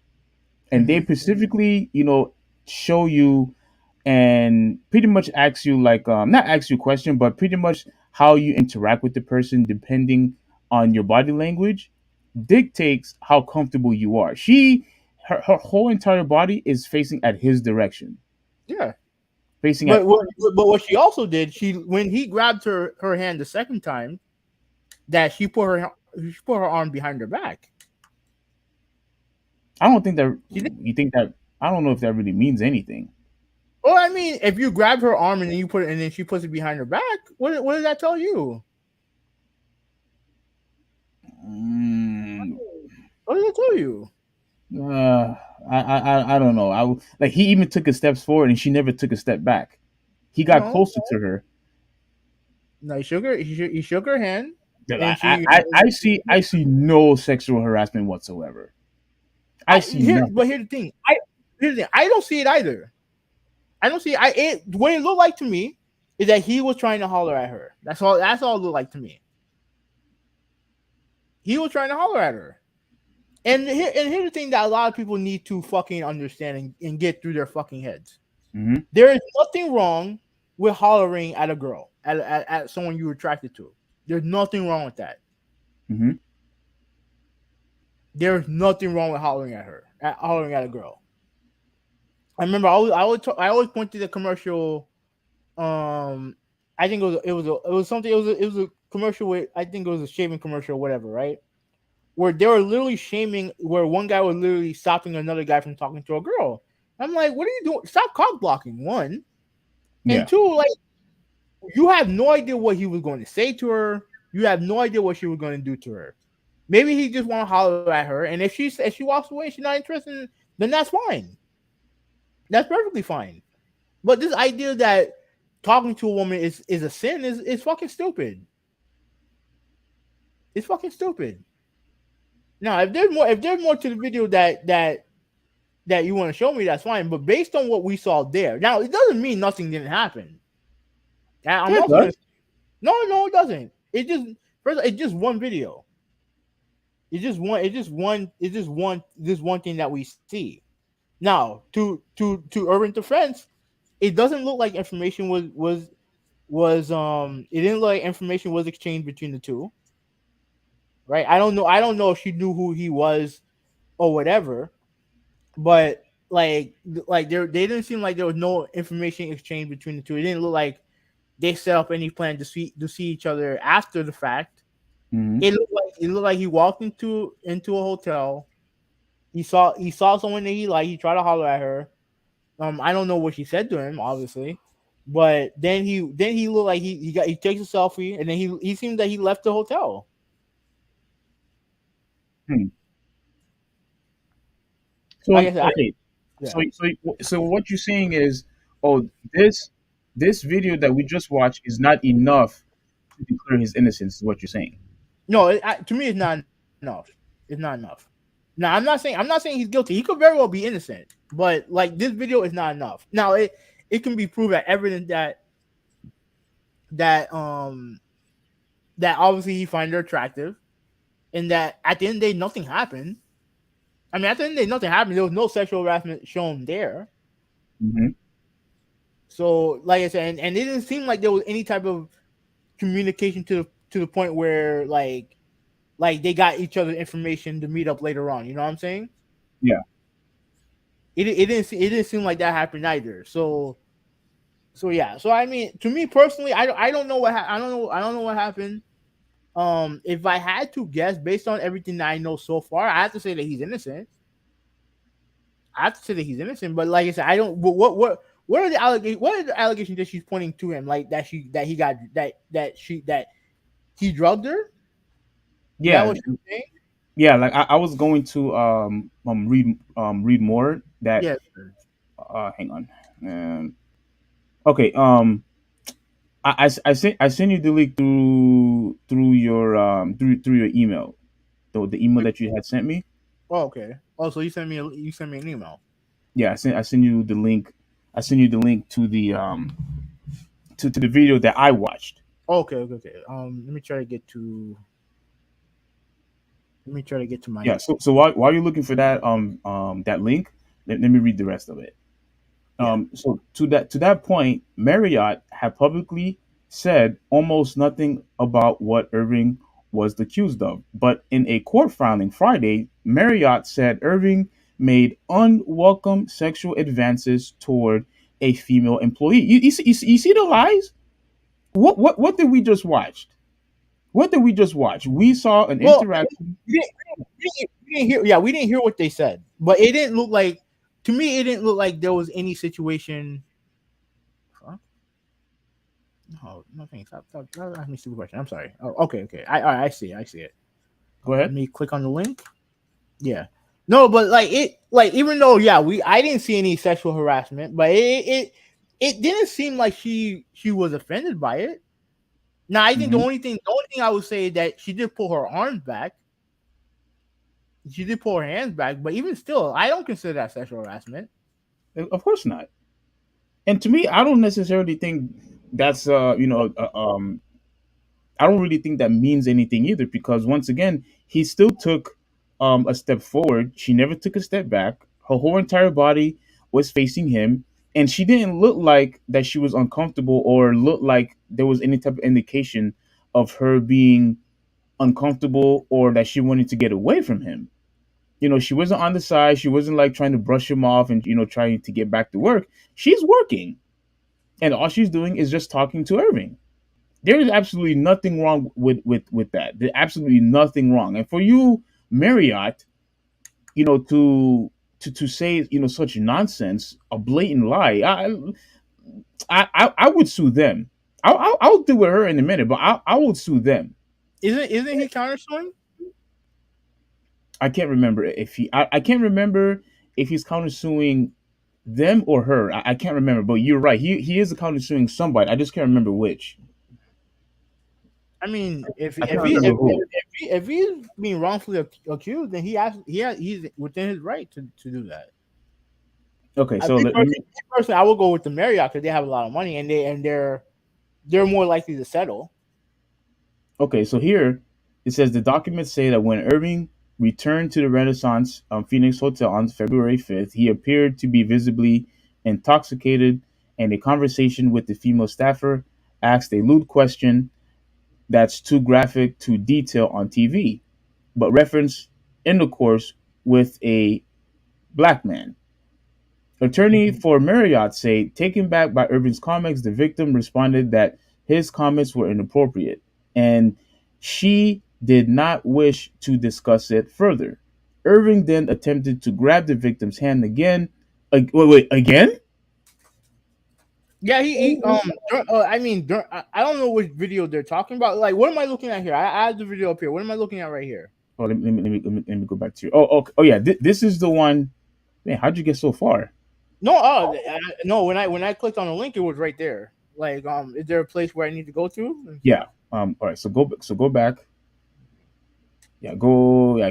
Yeah. Okay. This is the part where I pretty much said the exact same thing what he said of how she was pretty much waiting for him to arrive. Hmm. So he's going to go in precise detail. So but I can't hear anything. Can you Yeah, let me unmute it. okay. Yeah, I still can't hear anything. Mhm. You hear me? Yeah, yeah. No, you can't hear it. Oh shit. No. Hmm. Hmm. All right, then I'm gonna have to reshare it. Give me 1 second.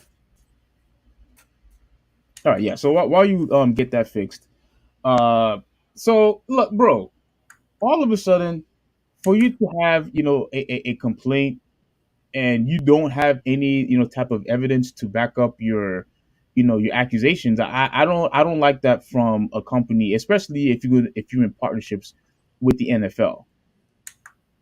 And and there was something else I wanted to say. Can you hear this? No. Can you hear it still? No. Okay. Oh wait, I think I heard a little bit. Wait, where you Can you see put it the once she volume up a walks. bit? Also, when she walks up, you'll see she kind of looks around the pole to see if Michael is still coming. You see Okay. her just barely duck her head. Here she comes.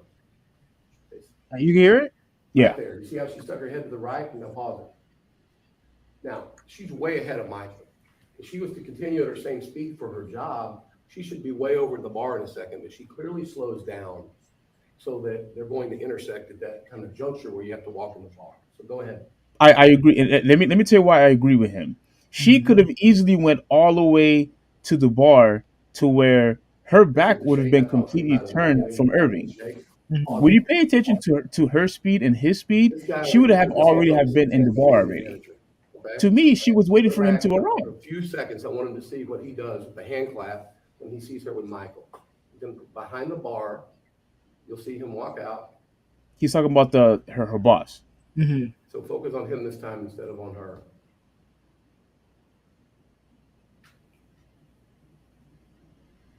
Going back a little far.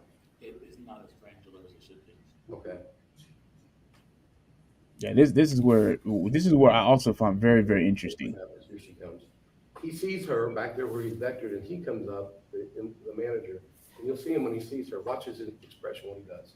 See the claps? Mm-hmm. Yeah, he Now look claps. at it. Well, yeah. Then he comes up here, and you can see he's visibly frustrated at what's going on somehow with her. Yes, Now let's take your focus back to Michael and her. As you can see, they have friendly interaction. Body language is good, and they're just talking. that's all they're doing.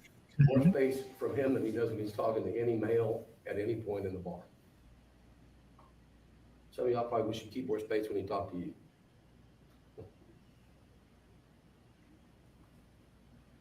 That's pacing, hitting his hands. He's upset over there on the left with whatever's happening. The guy in the gray up top, that's the security guard that's wandering around. He'll circle around many times around Michael. Right, so the manager leaves. Yeah, he's obviously upset Mm-hmm. of their interaction for some real reason. Maybe because she's We've been supposed to be going for a working. while. They're having a lot of conversation. As Marriott released in their statement, they said basically, he said one word to her, an offensive, vulgar thing that he did not say, and it's clear from the video and from these witnesses. They have a very lengthy conversation, and no one's trying to tell us what that is. Go ahead.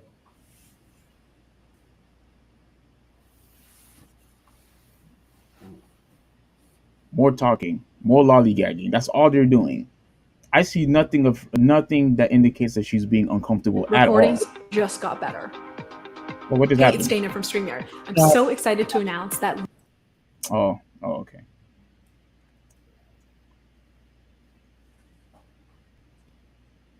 That's where she tells some kind of joke, I believe. So you see, but you do see. Their head back and forth like And that. it's important to note you do see that when he grabs her hand the second time, that she did pull her arm back. Rewind it. Let me see. Okay, pay attention. Pay attention. Hmm. The first time she moves back a little bit. Then he grabs her. He grabs her hand the second time, and then she puts it behind her back. She's now.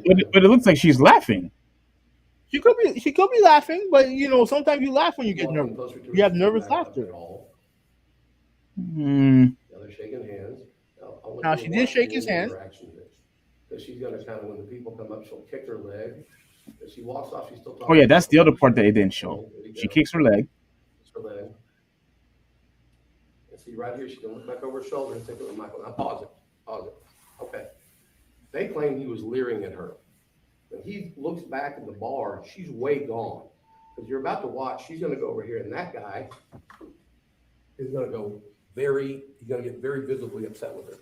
And basically, there's somebody who's, I don't want to use the word abusive, but there's somebody who's really being forward to her. It's this gentleman here. It wasn't Michael. So watch what happened. Okay, go ahead and roll the tape. You see him grab her, and she falls, now pause it. Now Michael's looking over. This is the interesting part, He's Hoopy. not watching her. He's talking to these guys. You'll see in a second, they turn around and they start talking to him, the guy in the white hat. I love. Pause it real quick. Yeah. See? Oh crap! You went a little too far. But dude, I love that detail of what the lawyer was saying. I love that detail because a lot of people would claim, "Oh, look at him, just gawing her, staring her down." He remained at that position once the employee was leaving with her boss. Yeah. Even though, like me personally, I don't see nothing wrong with that either. If you're just looking back at a girl, I don't see nothing wrong with that either. But based on what the video shows, he's not leering at her because he's not even looking at her. Because, like you said, she's over there with the manager. Yes. So he's not. So where he's when he's doing the smacking in the face thing, he probably was like, man, she's fine at AF, but there's nothing wrong with that. Right. But there's no leering going on. All right. Yeah. Let's continue on. He smacks himself a couple times. Now Michael walks out to go take a selfie with this, we believe, Renaissance employee, 99% sure. And the security guy stays right there with him, who's been around for the whole conversation, really. Yeah, and that's important enough to say too. Like the security guard was there, and I get Michael Irving's a famous guy, but if he was doing something inappropriate, I would assume that the security guard would Shows Michael where the elevator is. I'm assuming that the security guard would know what the hell. There's nothing else relevant on this tape. It just shows the lobby for another. Oh, so he actually. I thought the funny thing. I thought he left the lot. I thought he left the hotel. Guys, I didn't know he was this actually in the hotel. is ridiculous. All right. You could skip this if you want, or you could watch it if you want. It's up to you. I'm good.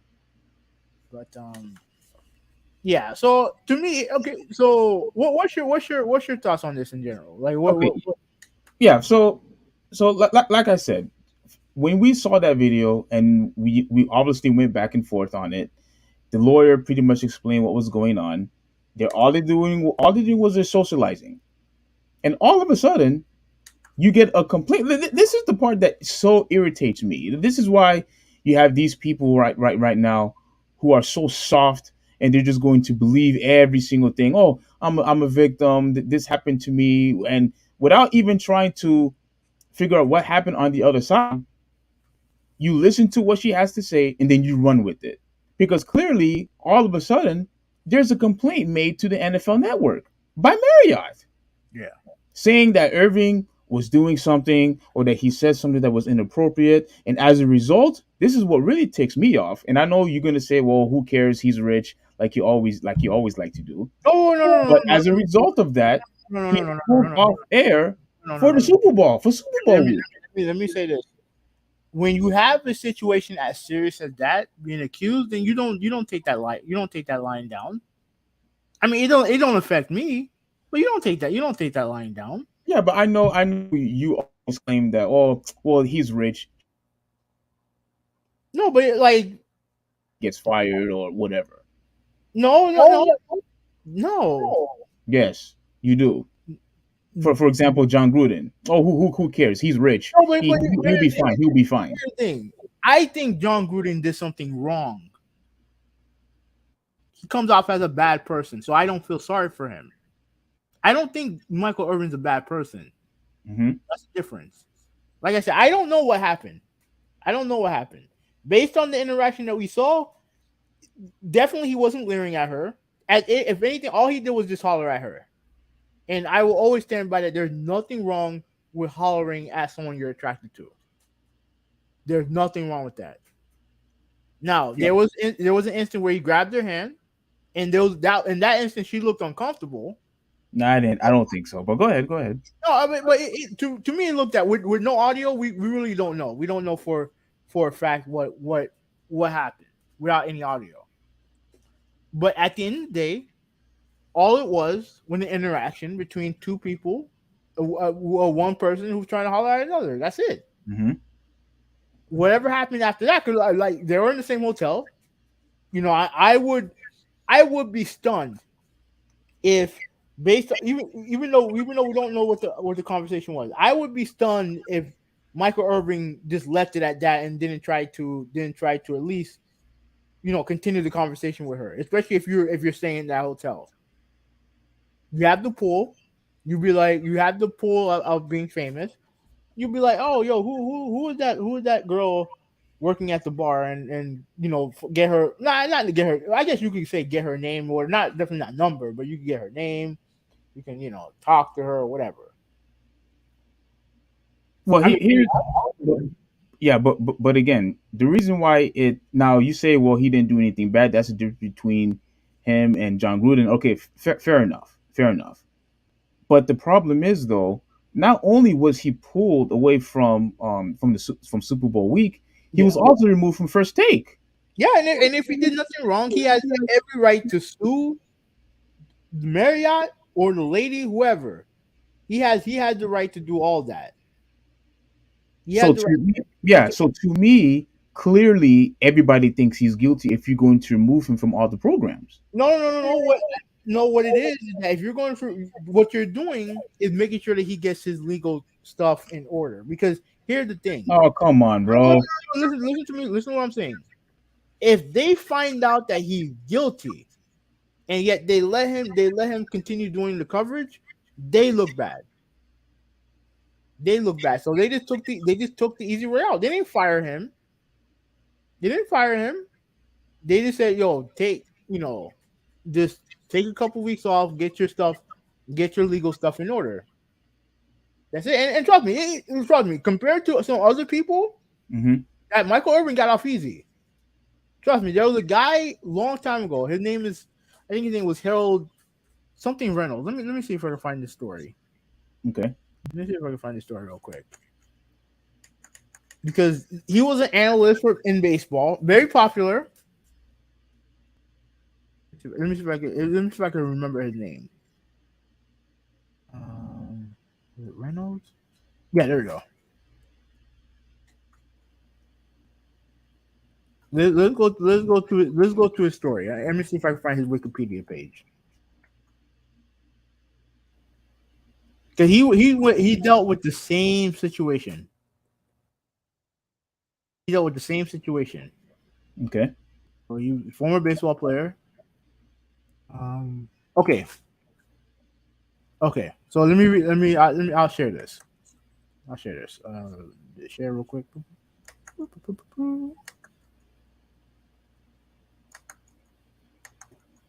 All right. All right. So he was a baseball analyst, former baseball player, Harold Reynolds, right? And I'll read this right here.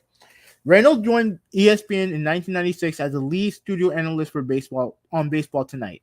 He appeared at major baseball events on ESPN set including the All-Star Game and World Series. He also was a commentator for ESPN's coverage of the College World Series and Little League World Series. However, he was fired from the network in July 2006 following accusations of sexual harassment. Reynolds called the incident a total misunderstanding in that a hug he had given a woman had been misinterpreted. Reynolds filed a $5 million suit against ESPN for payment of the remainder of his contract. ESPN settled the case in Herald in 2008 and paid him a seven-figure settlement. Let me see. Yeah, so he got fired over a sexual harassment case. And like his reputation was hurt by it, but he did come back after they found out that it was not true. Now I say it was like he said it was misunderstanding, and Hmm. now and I believe he's still working. Yeah, and he's still he's still playing. He's still commentating right now. So he recovered, but you saw what happened. He got fired over it. He got fired over that. Yeah. What I'm saying when it comes to Michael Irving, yeah, it sucks what happened when you miss the Super Bowl coverage, which is a big deal. You Huge know, deal. yeah, and like you said, he has an important part in First Take.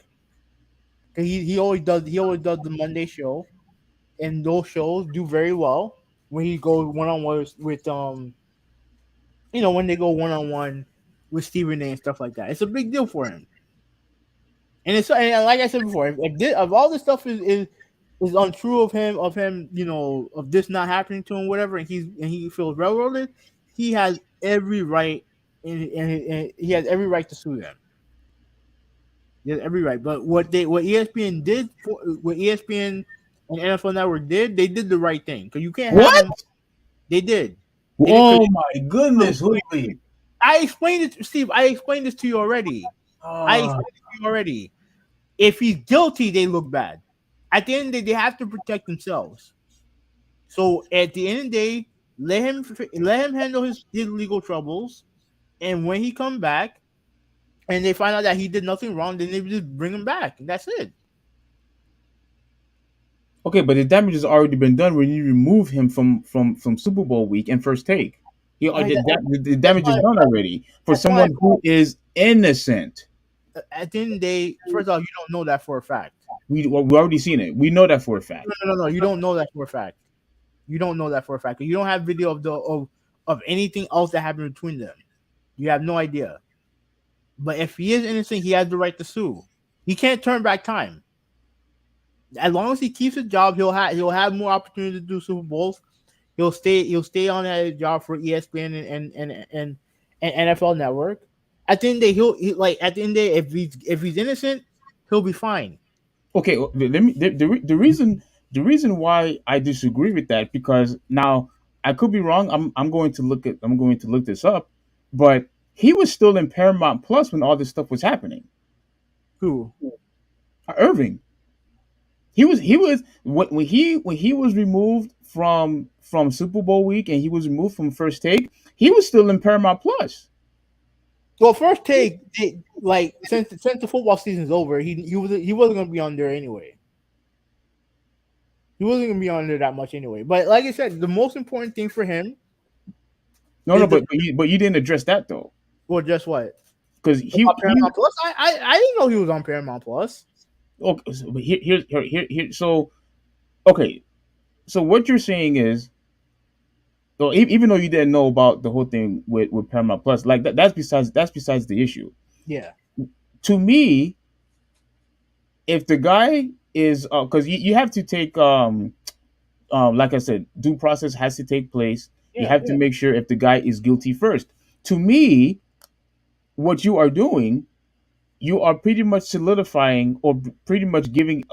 I mean, I really hate to say this, but you're pretty much giving everybody the incentive. Well, I could just accuse any political figure or an actor or professional athlete for something that they didn't do, and then they'll be put off from whatever sport that they're involved in or whatever commentary they're involved in. That's what you're pretty much saying. That anybody could just accuse left and right any political figure, and they will be pulled away. Oh, because we have to take this stuff seriously, we have to remove you from set. We have to remove you from your job because this person is falsely accusing you. And but we need to make sure that this stuff is true, so we're going to pull you off. That's what you're pretty much saying. yeah, yeah. Because you have more important things to worry about. And at the end of the day, as long as you're still getting paid, then figure out your legal troubles.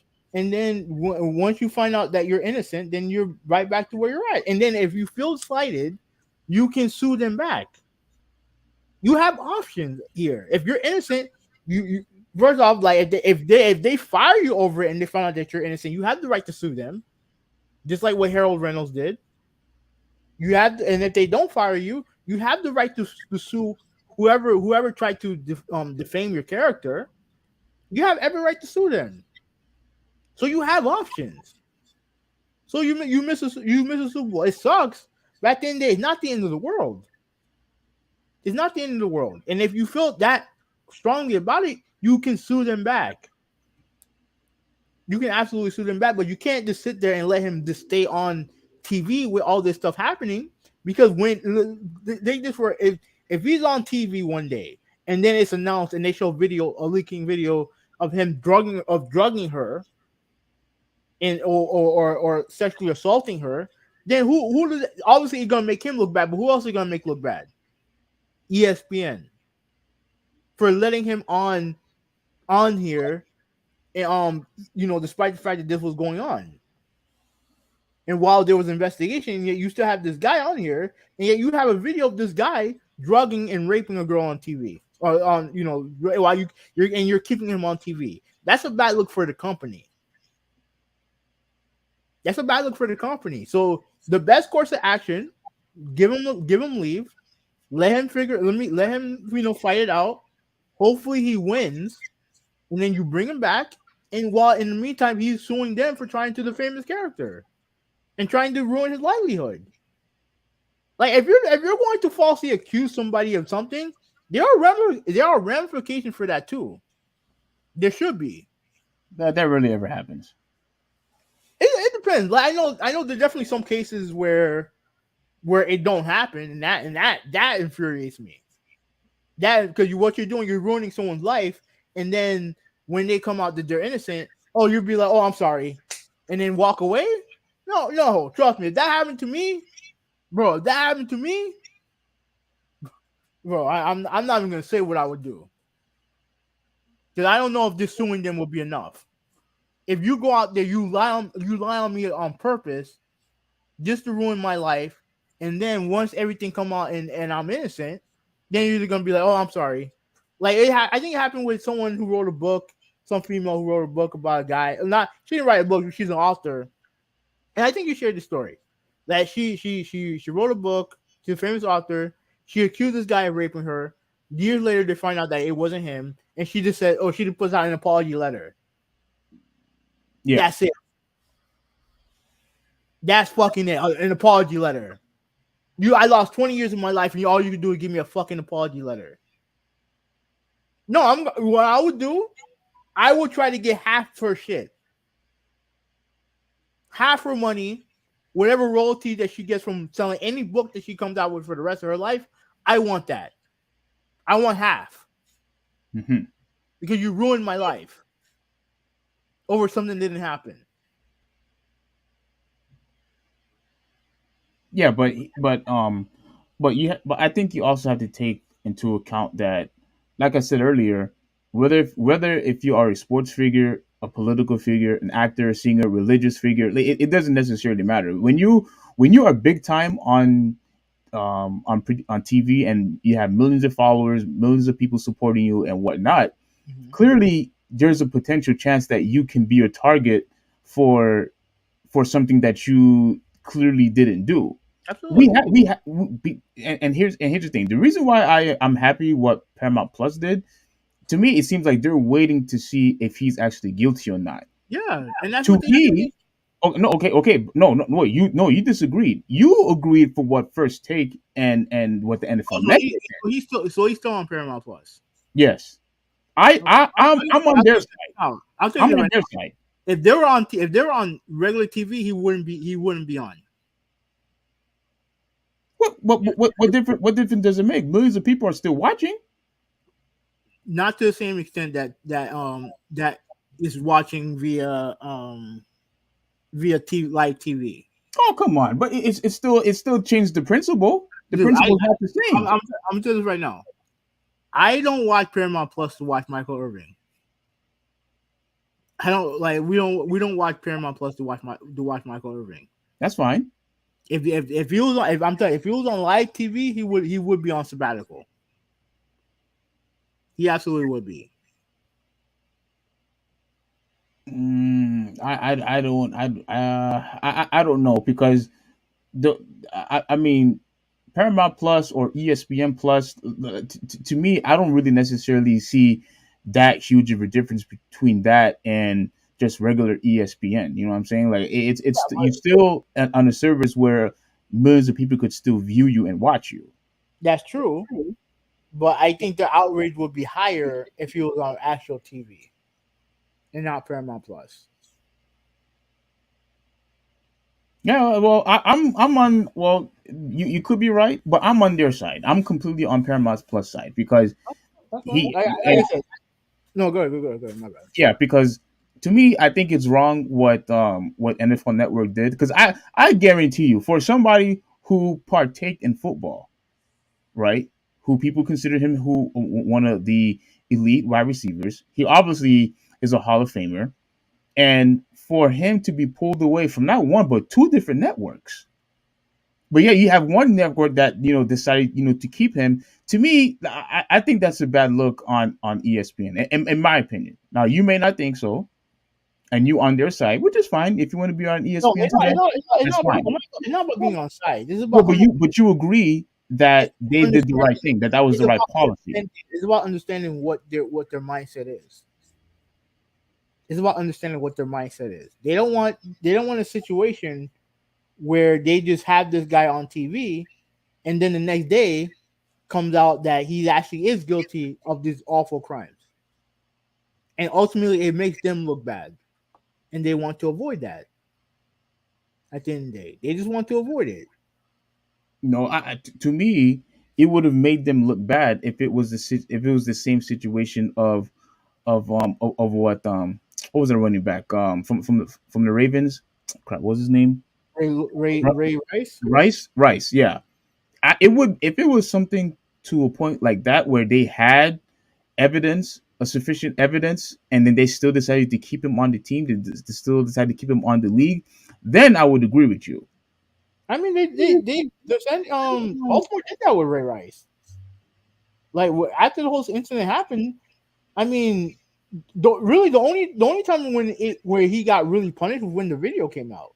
Exactly. So they knew already. They knew beforehand what was going on. They No, knew they he knew was guilty. what happened, but they didn't see the video. Oh, I thought they saw the video. I don't think they did. I don't think they did. No. You know what? I don't know. I don't want to speak out of turn, but when the outrage happened, when the video happened, when the video surfaced, everyone was outraged by it, and because of that outrage, Roger Goodell decided to suspend him for the rest of the year. After he watched the video, after he saw the response from the video, Yeah. but when he came back, he was still on the Ravens. They didn't fire him. They didn't cut him. But wasn't he suspended for a certain amount of games, or was he completely removed? He was suspended. He was absolutely suspended. But when he came back, he was with the Ravens. Yeah. See, but you see, they had the evidence. They had the evidence here. In this particular case, there's no evidence. Why are you removing him for? You pretty much only refusing because of her say so. That's it. No, they're doing it because there's an investigation going on. Because of her say so. That's fine, but there's an investigation going on, and we found nothing. No, the investigation still going. It's not done yet. It's not done yet. Okay. No, the thing is that you're so quick to dismiss her account to it. And again, she could very well be lying. But again, you have to let the court do their thing. But you saw who was being the aggressor. It was freaking that it was that boss. Yeah, I don't know what his problem. I don't know. He must have been really pissed off at her. But I mean, there were speculations of there were perhaps rules that they have to follow, like you cannot maybe interact with famous people, or maybe he was in a relationship with her. Like there's a numerous of things that could probably go on in his head of why he reacted that way. It's very interesting. I would be very interested to find out why he was so pissed off at her. Yeah. So to me, the only wrongdoing that I saw was on his behalf. But like you said, you agree that okay, we have to investigate this. So during the investigation, we have to pull from you from your job. Yeah, which means once again it creates an incentive that anybody could be accused for anything, and you will be pulled, and you'll be okay with that. But here's the thing, Steve. Like, what's the point of accusing somebody if they want to do it maliciously? What's the point of doing it? To get money. Yeah. So I mean, they don't fucking care if he's on TV or not. At the end of the day, all he wants is money. If they're lying about it, they don't care if he's on TV or not. Well, you saying ESPN and NFL Network don't care? No, I'm talking about the victim. Oh the victim, he doesn't care. Yeah, she doesn't care. Yeah, all they care about is if you believe that what she's doing is lying, all she cares about is the money. She don't care if they take him off TV or not. Not her problem. That's not why she's accusing him. The reason why she's accusing him, if she's lying, all she wants is the money. That's it. Unless she's like vindictive or vindictive, like girlfriend or whatever, then you can get into she's trying to ruin your life thing. To me, what this is two strangers meeting each other, and then you got a he said she said. At the end of the day, if she's lying about it, all she wants is the money. She don't care about whether or not he's on TV or not. She don't care. Okay. Well, um, I mean, I think I'm pretty much I'm done. Yeah. What I wanted to say, but I'm just glad that he's not gonna settle. I'm glad that he's fighting back. Yeah, he should. Yeah, he should. If he feels wrong, then he should absolutely fight back. Absolutely. Should absolutely fight back. Just hopefully, just don't be guilty. That's all I'm saying. Don't be guilty. And once again, this is another reason why you sometimes, whether if you are a sports figure, political figure, singer, actor, wherever you are, but you got to. I'm not saying don't talk to nobody, but look, you just got to be careful of who you decide to interact with, because everybody always going to try to find any way they can to have some type of huge payday. That's very Yeah, very that's 100% true. But if you're also someone who's famous, and we see it with people in power, we see it with Bill Cosby, perfect example. That sometimes your power can corrupt you to the point where you can just do whatever you want to somebody without any consequences. All you gotta do is pay them off. All you gotta do is just pay them off, and then you can continue behaving poorly. We've seen that throughout history. yeah, So you are right. Like when you have money and you have fame, you have a target on your back, 100%. It could be it could be lawyers, it could be groupies, it could be your friends, it could be your family, it could be just a random anybody. You yeah, have a huge target on your back, and you have to be careful. But when you have that power, don't abuse it. And we've seen people abuse it for years. So yeah. So let me read some comments because I know McKinley. I think McKinley's in the chat. Critical drop. Excuse me. All right, let me get to it right here. He said that hello all, I'm sick, so no gym today. As for ESPN not firing Irving, they don't want to do the same mistake Disney and WB did with Johnny Depp. Did they fire Johnny Depp? facts. Did they fire him? Yeah, they got rid of him. Rid of him to do what? Rid of him like he's an actor. What they? He's paid. Yeah, What happened? yeah, but I think wasn't he on contract? Correct me if I'm wrong. Critical drop, but wasn't he in contract? Did they terminate his contract because of what happened? And once again, you see, this is what I mean. This Yeah, is but exactly what I mean. Like I don't think it's. I think what you have to do is just wait to see if the person actually did whatever that he absolutely, did. absolutely. I don't Why agree. did- I don't agree with what Disney did. They didn't have to terminate his contract. And Yeah, but he's saying yes in the chat. yeah, but even though you say you don't agree, from what Disney did, you still agree, or you in favor of the companies or corporations of pulling the individual until the whole thing gets settled. Yeah, not firing him. There's a difference. You could take him off. You could take him off TV to handle his situation. I didn't say fire the guy. There's a difference. Hmm. And Go ahead. no, go ahead. Go ahead. No, again, I disagree because especially especially the timing, especially the timing. That's fine. What are you disagreeing with? I don't think the timing matters anyway. Because Yeah, if yeah, he, it does. If I guarantee you, I guarantee you, he wouldn't probably had a huge deal if it was just a regular season game. But because it was a Super Bowl week, of course he's going to get pissed off about that. I It doesn't matter. Oh, he didn't get I fired. would be He pissed didn't off. lose his job. But it was Super Bowl week. I would be pissed off if someone tried to accuse me of sexual assault. That's what I would be pissed off about. I don't care when it happens. Okay, but you're not going to be happy with the results either. It No, makes it worse. I'm not going to be happy either way because they're accusing me of sexual assault. I don't care when it happened. No, I don't care when it happened. I don't think it matters. I think what matters is that you're accusing me of sexual assault. Hoovy. Okay. Let's say something like this. Okay, let's say something like this were to happen again to somebody, right? Mm-hmm. And I really want to go to I don't want to go to the extreme, but maybe I have to because you're missing the point here of the timing of it.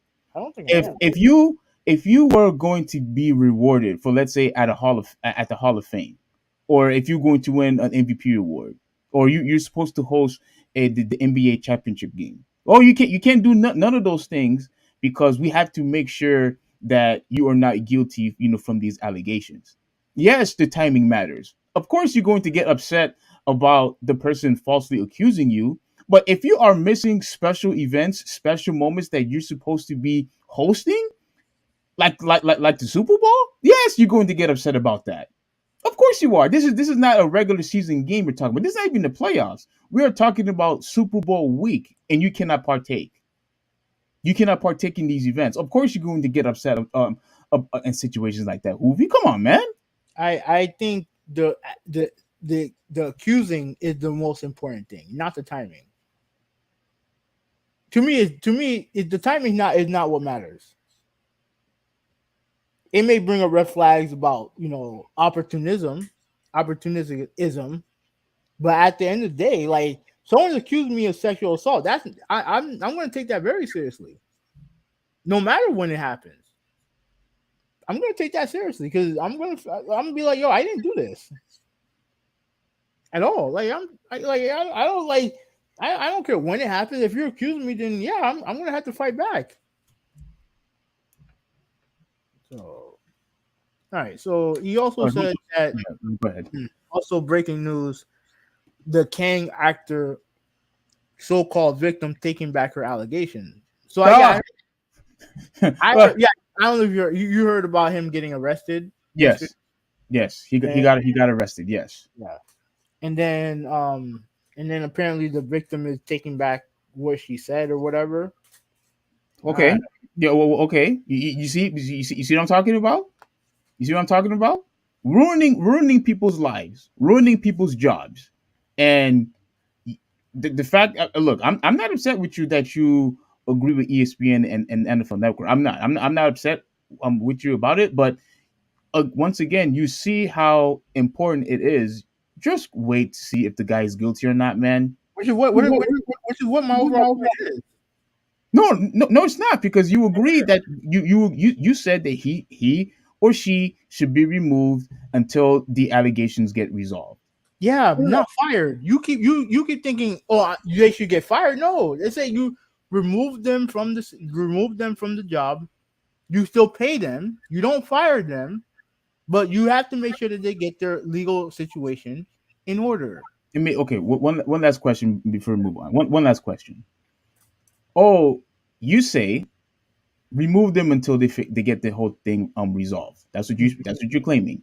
Yeah. Do you honestly believe that these people would want to miss acting jobs, hosting the Super Bowl, hosting the championship games? No, Do you honestly believe that these people would want to miss those opportunities? no. No. That's why if you feel like if you feel like they if you feel that slighted by that, that's why you have the opportunity to counter sue them. Okay, That's but why you have the opportunity. go ahead. That's why you have the opportunity to counter sue. You have the opportunity to really, to get back at them for defamation of character. You have all those legal things at your disposal.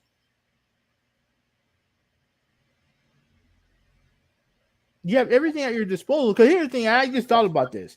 Most people who accuse others of sexual assault, whatever, at the end of the day, if you give them a settlement, that's what they really want. If they're doing it facetiously, if they're trying to lie about it, what they really want is a settlement. Hmm. And a settlement, like you can say, well, it's pretty much like no contest. It's pretty much no contest, pretty much. But the thing is that they get money off of it. They get money out of it.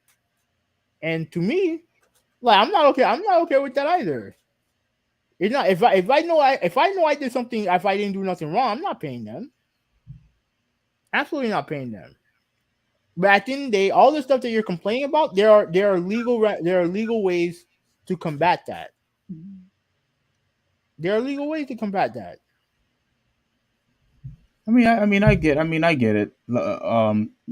But in my opinion, regardless if it's sexual harassment, bullying, whatever, whatever it is, physical abuse, domestic violence. Like, look, what regardless of what the person is being accused of, and if it's false, and you miss these great moments, these great opportunities, like that's already gone. It's too late. Well, Yeah, right. But that's why you have that's why you have the legal ramifications to get back at them, basically.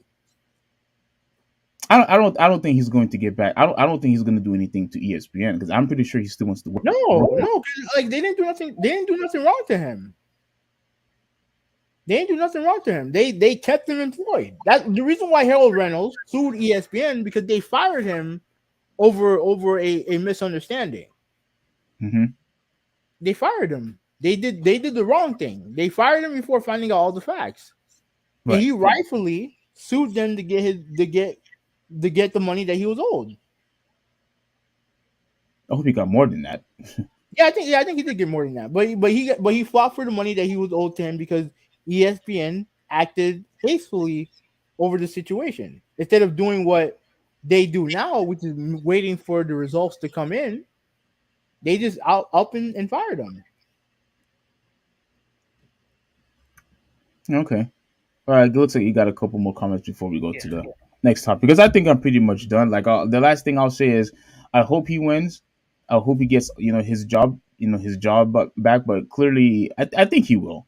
Based on the evidence that we got so far, I truly hope that this thing will be over and done with. I want the Marriott. I want that lady to apologize to him in public. Matter of fact, it's not going to happen. But I want them to apologize because they could you could easily you see how easily you could ruin a man's life. You could ruin. If it's me, I'm not. I don't give a shit about an apology.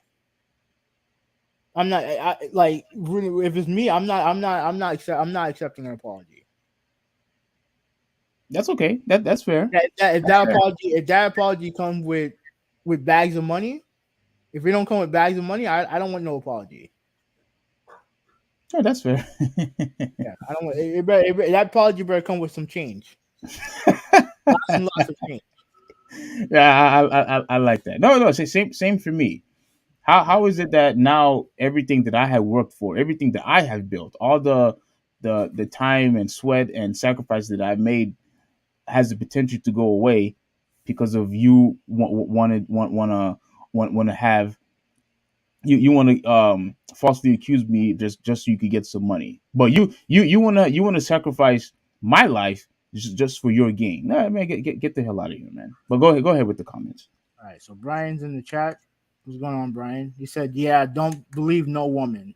They're always lying so badly, especially in divorce cases. I don't No removal, no removal innocent until proven guilty." and you see, Aladdin, Brian, that's my whole point. That's where Hoovy and I disagree. I don't think a person should be removed at all until he is found guilty. I don't think you should interfere with his work. I don't think you should interfere with anything involving his job, which is why I praise Paramount Plus for keeping him. They didn't follow the same suit what ESPN and NFL Network did. They decided to continue for him to work. So I appreciate what they did. I don't think a person should be removed until you are found guilty first. But go ahead. And I think that most jobs will they will look at that as a bad look by keeping him on there, despite the fact that he had this stuff going on around him. And if he's found guilty, it does make them look bad. And I think, at least in their mind, it makes them look bad. So they all, and remember, look, all corporations care about at the end of the day is protecting themselves. That's all they care about, protecting themselves. So, it is what it is. So Brian continues on. These cases can take years, and defamation or slander never goes through. Happened to me in my divorce. She lied, and it came out, and they didn't give her perjury at all. Huh. Lots of people accused falsely. Plus, with sports figures, they only have so many years to play. You get pulled for 3 or 4 years and wait for outcome. Fuck that. Hey, once again, that is why I am in favor 100% with Paramount. 100%. Well, here's the thing: he's not a former player. Like he's a former player, he's not a current He is player. he is a former player. He is. Oh no, he's a former player. He's not current. No, no, no, But no. here, You're but right. here's the thing. But here's the thing. When it comes to now, there's a difference here, Oh, right? here I got to hear this. Now, when look at Kobe Bryant, for example, look at his case, right? When he was doing the whole dealing with the whole thing in Colorado, he still played. He had to go. He went to court, right, and during the day, during in the morning, and then he played wherever they were at night. Okay. Now, when it comes to Kobe Bryant, playing like his playing is his livelihood. Basketball is his livelihood. And while they can, and LA could have easily just said, "Yo, stay at home. We'll pay you. Just just take care of your situation." No, they let him play. Right. They let him play, and they took a risk, and it ended up working because he was found. I don't know if he was found. I don't think he settled. I don't remember what the I don't remember what the end of that case was. But I know. Well, obviously he wasn't.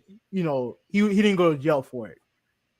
Obviously, he didn't go to jail for it. So yeah. So I mean, in certain cases, I can understand a team being like, okay, we'll keep you, and then we'll just wait till the situation continues on. Like again, if ESPN decided, okay, we'll keep you on or whatever, then I mean, it don't bother me. It don't bother me. But as a company, most companies are always going to be careful about that type of stuff. And even still, the not only do the job matter, but also the type of caliber of the human being matters also. So let's put it to you like this: if it's Stephen A, I guarantee you, ESPN will not take Stephen A off the air because he's important. He's way more important to that network than Michael Irving is. But Michael Irving's part time over there, basically. Yeah. He's part time over there. Like Stephen A is their to my knowledge is their highest paid employee. So he will get like if he's dealing with the same thing that Irving's dealing with, then yeah, he's gonna stay on the air. He's gonna stay on the air. So what's the difference? What do you think? What's the difference between what the LA Lakers did and what the NFL Network did? I mean, if Kobe Bryant could still, wouldn't you apply to what happened with Irving? Based on your logic, Kobe Bryant should have been removed too. I mean, yeah, if they did, I wouldn't have a problem with it. But also, let's be real. Kobe Bryant is more important to the Lakers than Irving is to any of his jobs. I mean, Oh it's man. true. It's true, ain't it? I mean, it's true. Kobe Bryant is far more important to the Lakers than Irving is to any job that he has. But I'll give you an even better example. Look at Michael Irving when he played. He had issues when it comes to the law when he played. But yet, did the Cowboys let him go? No. No. Why? Because he was their best wide receiver. He was one of their best players. And Jimmy Johnson said it himself. If you are a seventh round pick and you get in trouble, you're going to get cut. Yeah. If you're Michael Irving, I will, hopefully you don't get in too much trouble, but at the end of the day, it's different. Everyone, I think Shannon Sharp says it. Tolerance goes as far as how good you are. I think he said something like that. If you're good, I'll tolerate more BS from you. If you're not, then I'm not going to tolerate no BS from you. Not fair, but it is what it is. Yeah. And every job is like that. Every job is like that. Because at my job, if I steal food from my job, which I would never do, yeah, I'm not going to get fired right away. I'm not going to get Right. fired right away. Why? Because I'm valuable to their job. I'm valuable to that team. Now, if some awful cook does the same thing, he's going to get fired off rip because he sucks, and it's just an Yeah. excuse to get rid of him. Yeah. Trust me, I've seen it happen before at that job, where your value is based solely on the tolerance of you is solely based on your on how good you are. If you're good, they'll tolerate more BS from you. If not, then you're done. So let me continue reading. Oh, and then I read that. Also said, "What's up? How you doing, bro?" He said that it's a strategy in divorce cases. You accuse him of hitting you. He has criminal and civil cases against you. Even when it comes out it was a lie, he's already had to pay for both cases. Damage done. Hmm. Yeah, I yeah. mean, That's. Go ahead. yeah. What you're saying is true. Than that obviously is something that needs to be fixed because you can't have a situation. I would never be okay with a situation where people accuse someone else of doing something they didn't do. It will always be it will that will always stick at it'll always stick at my crawl over that. It'll always piss me off. Just like it pisses me off that people abuse their power to get what they want. When you take advantage of somebody, I will always be against that. Yeah. Always be against that. And then he also said, I like that one. Unless there is video, no removal until case is closed and he's guilty. And I'm glad that you and I are in the exact same position. Now once again, who we think it's okay for them to be removed, not fired, but removed until everything gets fixed. But the thing is, that could take a really long time, and who knows? and I don't think this case is going to take a long time either. Mhm. Now, if they were going to take like, let's say they're going to take a couple years, then yeah, then ESPN they have to make a decision. Like, yeah, they have to make a decision whether to keep him or move on from him. And that's a tough decision to make Right. because that decision can come back to bite you in the ass also. Because if you fire a guy who ends up being innocent, then he has the right to come back at you and get and ask for their money back. Ask for their money. You know what I'm saying? But Hmm. I think this case is gonna get settled fairly soon. And if it does get extended, then ESPN will have to make a decision. But if I was in this situation where I was a public figure and I had to be at work and everyone sees me working or if I'm on TV or whatever and I had this case going on, I would not want to go to work. Oh, really? I would not want to go to work. I would try to get this thing figured out. Yeah, but you a public figure no matter where you go by default anyway. What repeat what you said? You still a public figure whether you're on TV or not. People will still going to recognize you wherever you go, Yeah, especially absolutely. if But you're a big name. if I'm up there doing a job, right? And every time I go on social media, I always have people in my comments saying, "Oh, look at this guy working while this and that going on and all that other shit." Like that shit would be a pain in the ass, man. For me, I don't know if I would be able to handle it. And that's interesting. Hmm. I mean, like I said, like to me, I think what ESPN did, they did what they're doing to protect themselves. Yeah. That's pretty much what they're doing. They're doing that to protect themselves. And honestly, I understand what they're doing. I understand because most companies would do the same thing. As long as they don't unjustly fire him, then at the end of the day, just get your stuff in order. Hopefully, you can fight this and claim your innocence. Hmm. Okay. Right. Brian also said their importance isn't the issue, man. Apply justice blindly. Come on. Yeah, he's talking about you.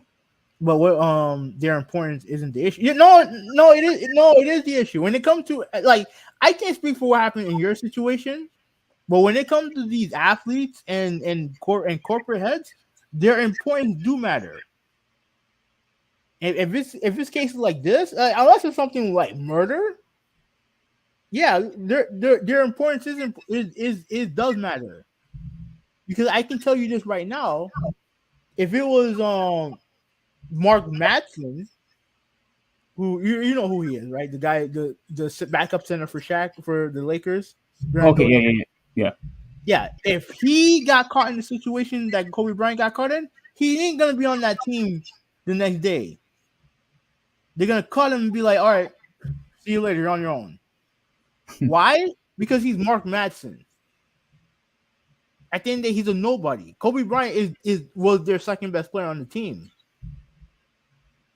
He was their future. So obviously they're not going to cut bait with him unless he was guilty, or unless something even worse happened, like murder or something like that. Right. And then he Well, also but said they won't. actually, Hoovy, I mean, rape is a huge allegation too No, now. So absolutely, let's absolutely. not get it twisted. That's true. That's true. But it's basically he said, she said. It's pretty much he said, she said, which was the case with Kobe Bryant. It wasn't like he had like if he had like 6, 7 cases against him when it comes to rape, then you have to strongly consider getting rid of him. Yeah. And my bad. I think we're not allowed to say that word anyway. Oh, my bad. No. Yeah. But but Whatever. you get what I'm saying. You get what I'm Yeah. saying. It's pretty much he said, she said. Yeah. When it comes I see what you're saying. Now, but both are still egregious Yeah, crimes. Yeah. Yeah. Yeah. obviously, both egregious. Yeah, they won't get the money back. Right to hire, right to fire status. The damage is done. They stall, and you lose the longer you wait. And public turns against you. Yep. That's true. It definitely can happen. But like I said, he didn't get fired. Right? He pretty much been put on hiatus until the thing can get settled. That's pretty much it. Like at the end of the day, like these businesses are always going to try to protect themselves. True. That's just how it is. We may not like it, but it is what it is. But all right, last topic, Aaron Yeah. Rodgers. Oh, Okay, okay. let And me, this let one. me, let me, let me read it. Let me read it. No, Think go of ahead. the Cosby accusations, right? He said, she said, he said, she said. Woman saying something happened Thursday, but then they go to home the next day too. That's fishy. It's not he said, she said. It's he said, she said, she said, she said, she said, she said, she said, she said, she said, and so on and so forth. There's too many women accusing him of raping them to me to act like he that there's a big conspiracy against Bill Cosby. I refuse to believe that. See, I don't think Bill Cosby is that important of a figure to where people have to take him down.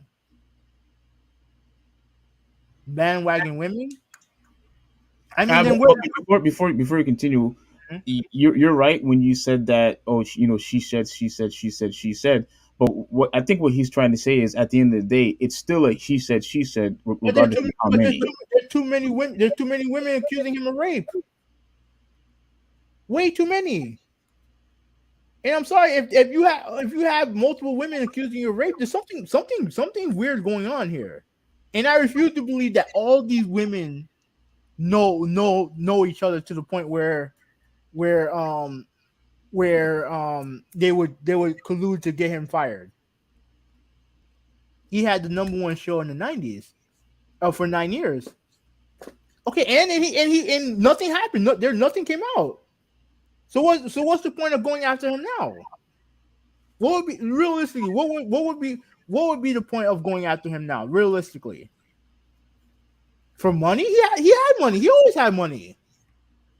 It's not like the show when the syndication he became famous. He was way famous before the Cosby Show, and the Cosby Show exploded, obviously. But like, he was always famous.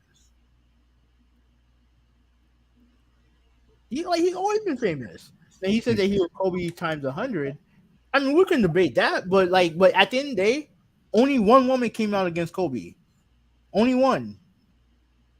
It wasn't 2, 3, 4, 5, 6, 7, 8, 9, 10. It was just one.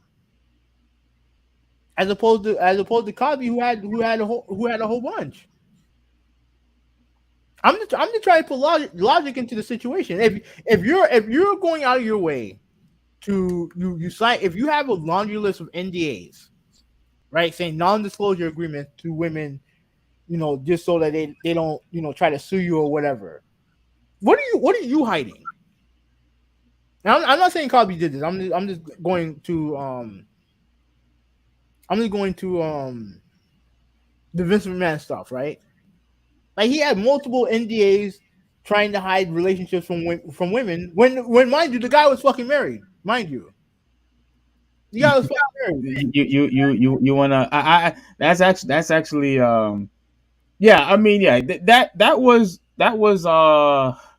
I mean, he said it was consensual, but that doesn't make it any better. You were married, dude. You were married, and I think you had kids at the time too. I can't remember. Yeah.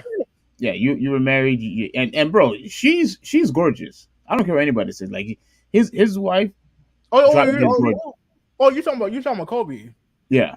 Well, Oh, who I thought? was talking about the man. I was talking about the man. Oh, I didn't even know how man, how did man get into this? But No, no, anyway, no, no, no. But I was talking about the NDA thing. Like in that was McMahon did. oh okay. But But yeah, when like I was saying, like yeah, she's gorgeous, and look, Kobe Bryant committing adultery, yeah, obviously that's bad. Shame on him. But they had reconciled. They worked things out, yeah, and and he learned because look, it's like how I love it when. Now I know you don't care about this, but I love it when pastors say things like, "Listen, ladies, wives." And he's talking about the wives and the husbands, right? He tells them, he says, "Look," he said, "Listen, ladies, your husband, he's going to look at other women, and he is going to notice that they are attractive." And he said the same thing to the guys. There's always going to be another girl that's prettier than your wife. That's just how it is. It's okay to recognize somebody who's attractive, just as long as you don't do anything else further than that to feed your lust or your flesh or whatever. Like all that stuff is fine, but the only thing is with Kobe Bryant, um even though it was consensual, like he claimed it to be in the post conference, the fact that you were married, it still makes you look back anyway. Even if you're even though you are innocent, it still made you look back and feel like, anyway. I seen the girl that he got involved with, and me personally, like his wife is way hotter than her. I can't remember how she looked like. Was she a blonde girl? Yeah, blonde. Yeah, Yeah, this is yeah, I remember that part. a basic white girl that you would see in Colorado, a basic common Colorado woman. No, okay, so it looks like you weren't impressed. I just can't remember. Oh, look, compared to his wife, compared to his wife, like come on. But like, and I heard someone say sometimes, I heard someone say this that sometimes steak, even the best steak gets old after a while, Hmm. and then you decide to try some, what would I say? If you try to find some, country fried steak, the cheap kind. Sometimes that's what you feel like having at the time. If you want to, or if you want to go get a Big Mac instead of a steak. If you just want like a regular Big Mac, then sometimes you just want that. I'm saying, Oh, okay. but I never heard of that before. I think people will automatically choose a filet mignon than a burger at McDonald's. but like I said, sometimes the filet mignon gets boring.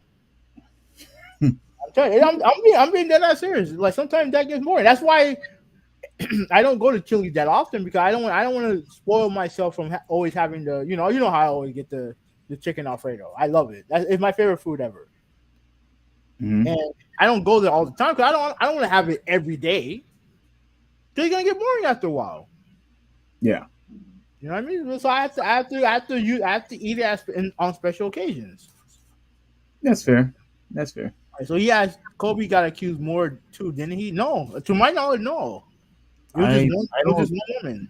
Yeah, I think it was just her. Now, I think what he's talking about was that I don't know if you remember the story, but I remember reading an article where they were going to get an official divorce even after that because Mhm. she claimed that he was committing adultery again Yeah, against her. And look, I've had always said, in my opinion, if you are a political figure or if you are a sports figure, and if you cannot handle your your lust and whatnot, clearly you shouldn't get married. I think you should probably get married after you retire playing basketball, football, or whatever.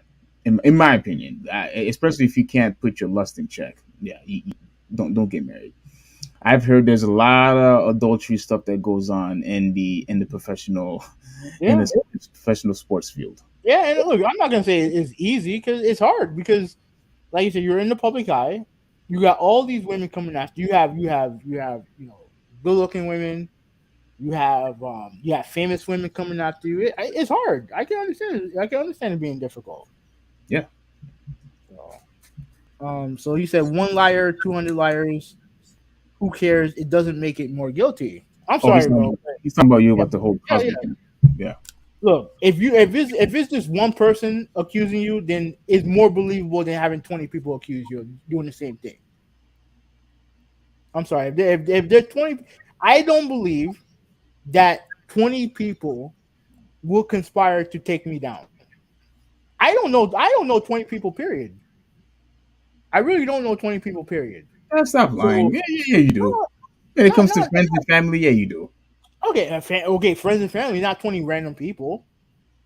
So if I had 20 people accusing me of rape, and I'm like, okay, where the hell is this coming from? I don't believe that I don't believe that it can be a conspiracy. I don't believe that there will be 20 people out of the blue accusing me of raping them.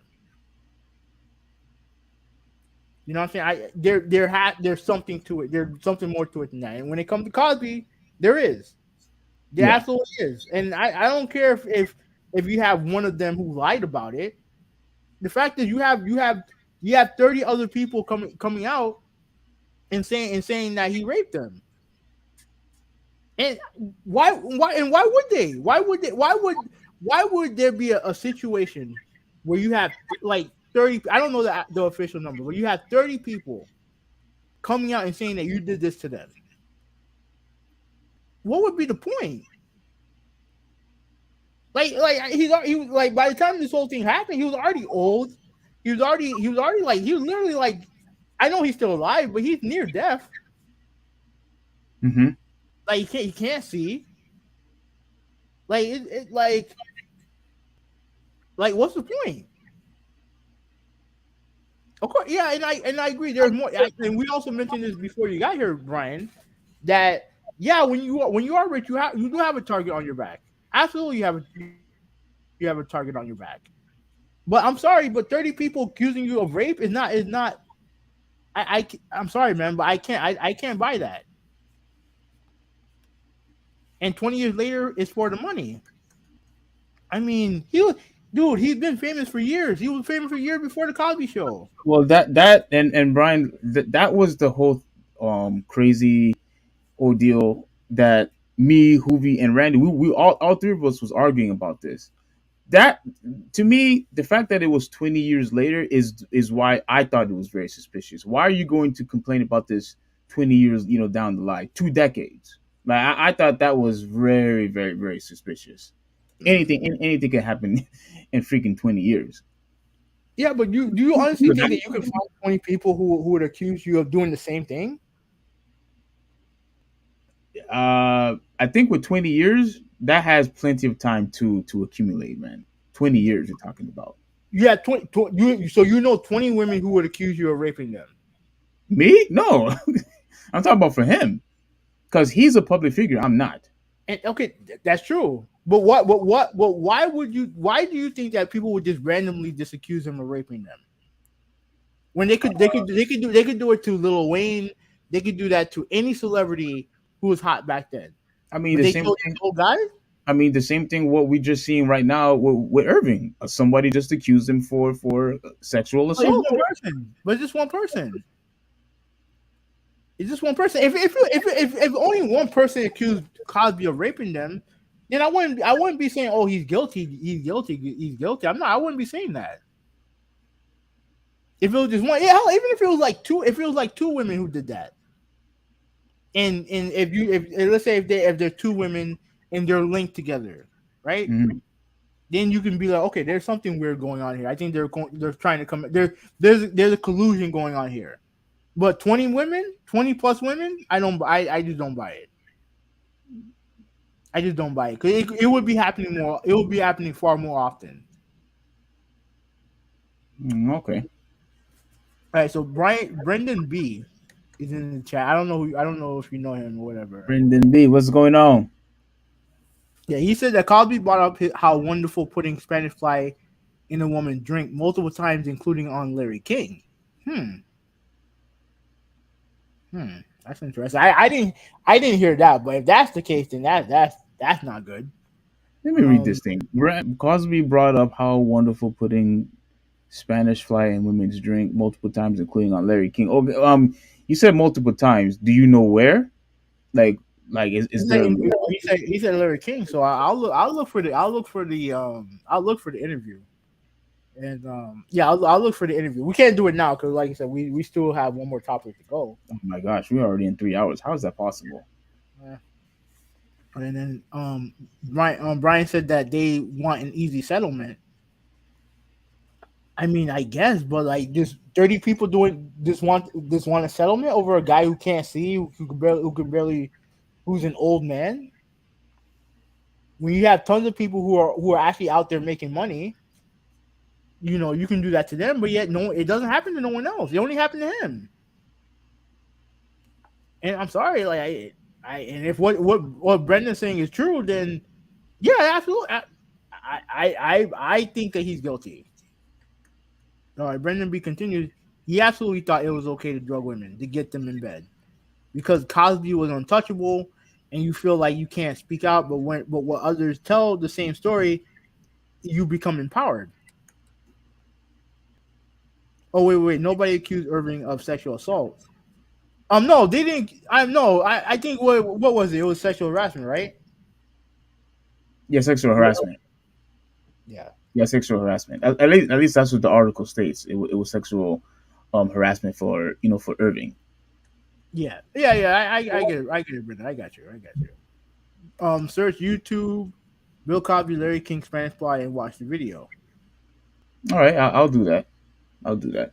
I'll do that too. Brian said that I feel Hoovie's position about how important they are, but still, Steve and I are on the side of innocent until proven guilty. Absolutely. That's always how it should be, unless there's video. And look, I agree that it should be innocent until proven guilty. Absolutely, but to me, I think that if you're out there, right? If you're out in the public eye and you're just continuously working, despite everything that's going on, I don't think that's healthy for you. I don't think mentally it's healthy for you. But You know that's what I'm but saying? that's on presumably you thinking that everybody will be against him. That's true. I am assuming. I'm just kind of putting my own headspin to it. Now, I also do understand the company's position. I do understand because they don't want you being out there, working, and then it comes out that you are guilty, and now again that makes them look bad by continuously bringing you on and putting you in public view, despite the fact that you got caught doing this, and it makes them look bad. Well, not necessarily because since you don't have any proof or evidence that he actually assaulted you or sexually assaulted you, bullying, whatever it may be. Overall, unless you have the evidence right then and there, it really you're not really making the company look bad because the company doesn't know what's going on either. The company doesn't know. That's That's true. that's that's that's why that's why I was in favor of what Paramount Plus keeping him on air because we don't know if he's guilty. Freaking ESPN and the NFL Network, they just flat out removed him, despite the fact that I guarantee you he wanted to partake and host the Super Bowl and et cetera, et cetera. I guarantee it. So Yeah, I don't. Well, so once again, I don't agree with ESPN. I don't. that's fine. That's fine. That's fine. We're not going to agree on this, but ultimately, as long as he's not fired, he has nothing to worry about. As long as he's not fired, he has nothing to worry about. So yeah. So okay. So and Brendan, this will be the last one before we move on. That's a great point. They only took him off current assignment. They needed time. Yeah, pretty much. They just need time. They just need time for them to find out what's going on. That's it. No, yeah, but Brandon, I already said this, but let me just say it one more time because I don't think you were here earlier on during this topic, Brandon. What I said was what Paramount Plus did was the right thing to do because by removing him, to me, you making it seem like the guy is guilty by removing him from First Take, and once again, I guarantee you, that he wanted to partake in these and in the Super Bowl week. I guarantee you he wanted to be a participant in that show. But because of what was going on, they decided to remove him. But Paramount Plus decided to keep him. I will always be on their side until he is guilty.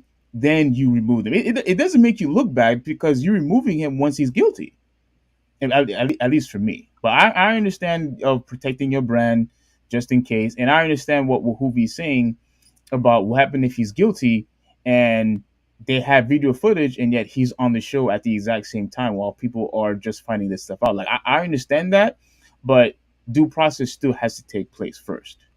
Yeah, and all that is happening right now, and that's all I'm saying is that all that stuff is happening right now. So Brendan continues, and I can't disagree with him on this.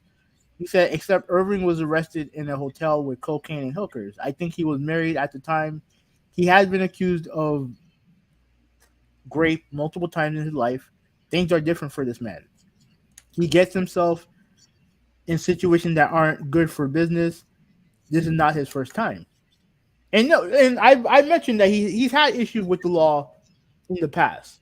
Now to me, I want to give him the benefit of the doubt and say that what he's done in the past does not reflect what he does now. Even though what you said, everything what you said is true. I'm not gonna say I can't for a guy who's been employed multiple times over. To most accounts, it seems like a good dude. Like but just like you said, he does have this history, and that's why I say that. This is why when I told Steve that even though we have video of him just pretty much just hollering at her. I'm not going to just assume that he's guilty because of his past, because I think that would be unfair, especially when that past was like years and years ago.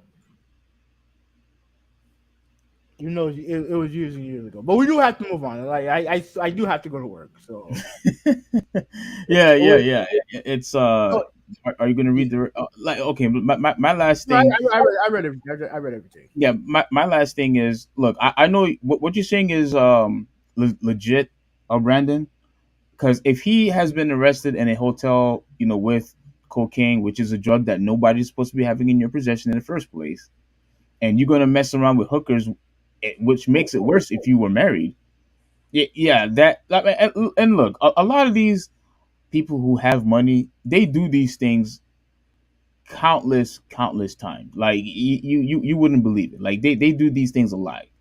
Getting hookers, getting drugs, getting high, getting cocaine, whatever, because they have the money.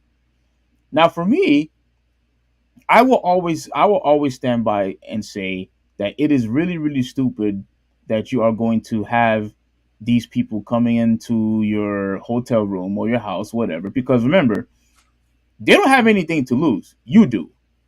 Any of them could easily just make a false accusation of you sexually assaulting them, you harassing them, etc., etc. They could make all this stuff up, but do you think they care? No, they're not the ones making millions. You are. So it's just not wise. I'm just saying it's not wise. Whether if you're married or not, it's not wise to just spend your money on on these people and spending your money on weed and cocaine, where all it's just going to do is just get you in trouble in the long run. I mean, it's just not smart. But whatever, it's their money. If that's what they want to do, hey, that's your future, buddy.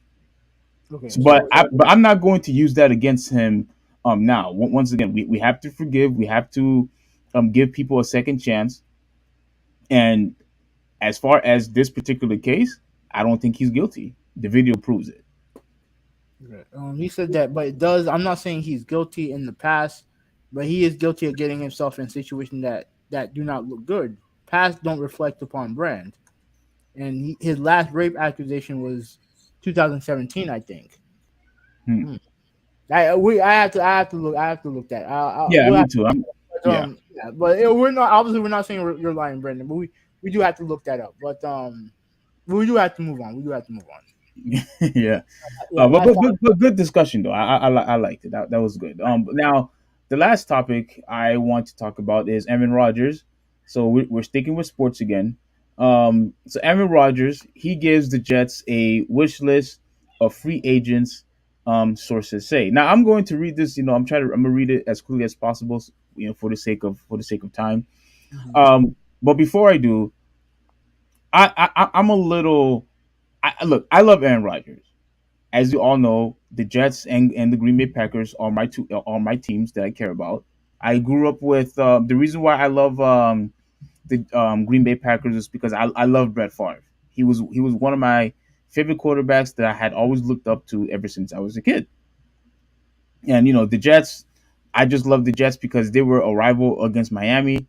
Miami just kept on disappointing me ever since then, I never looked back to give Miami a second chance when I was a kid back then.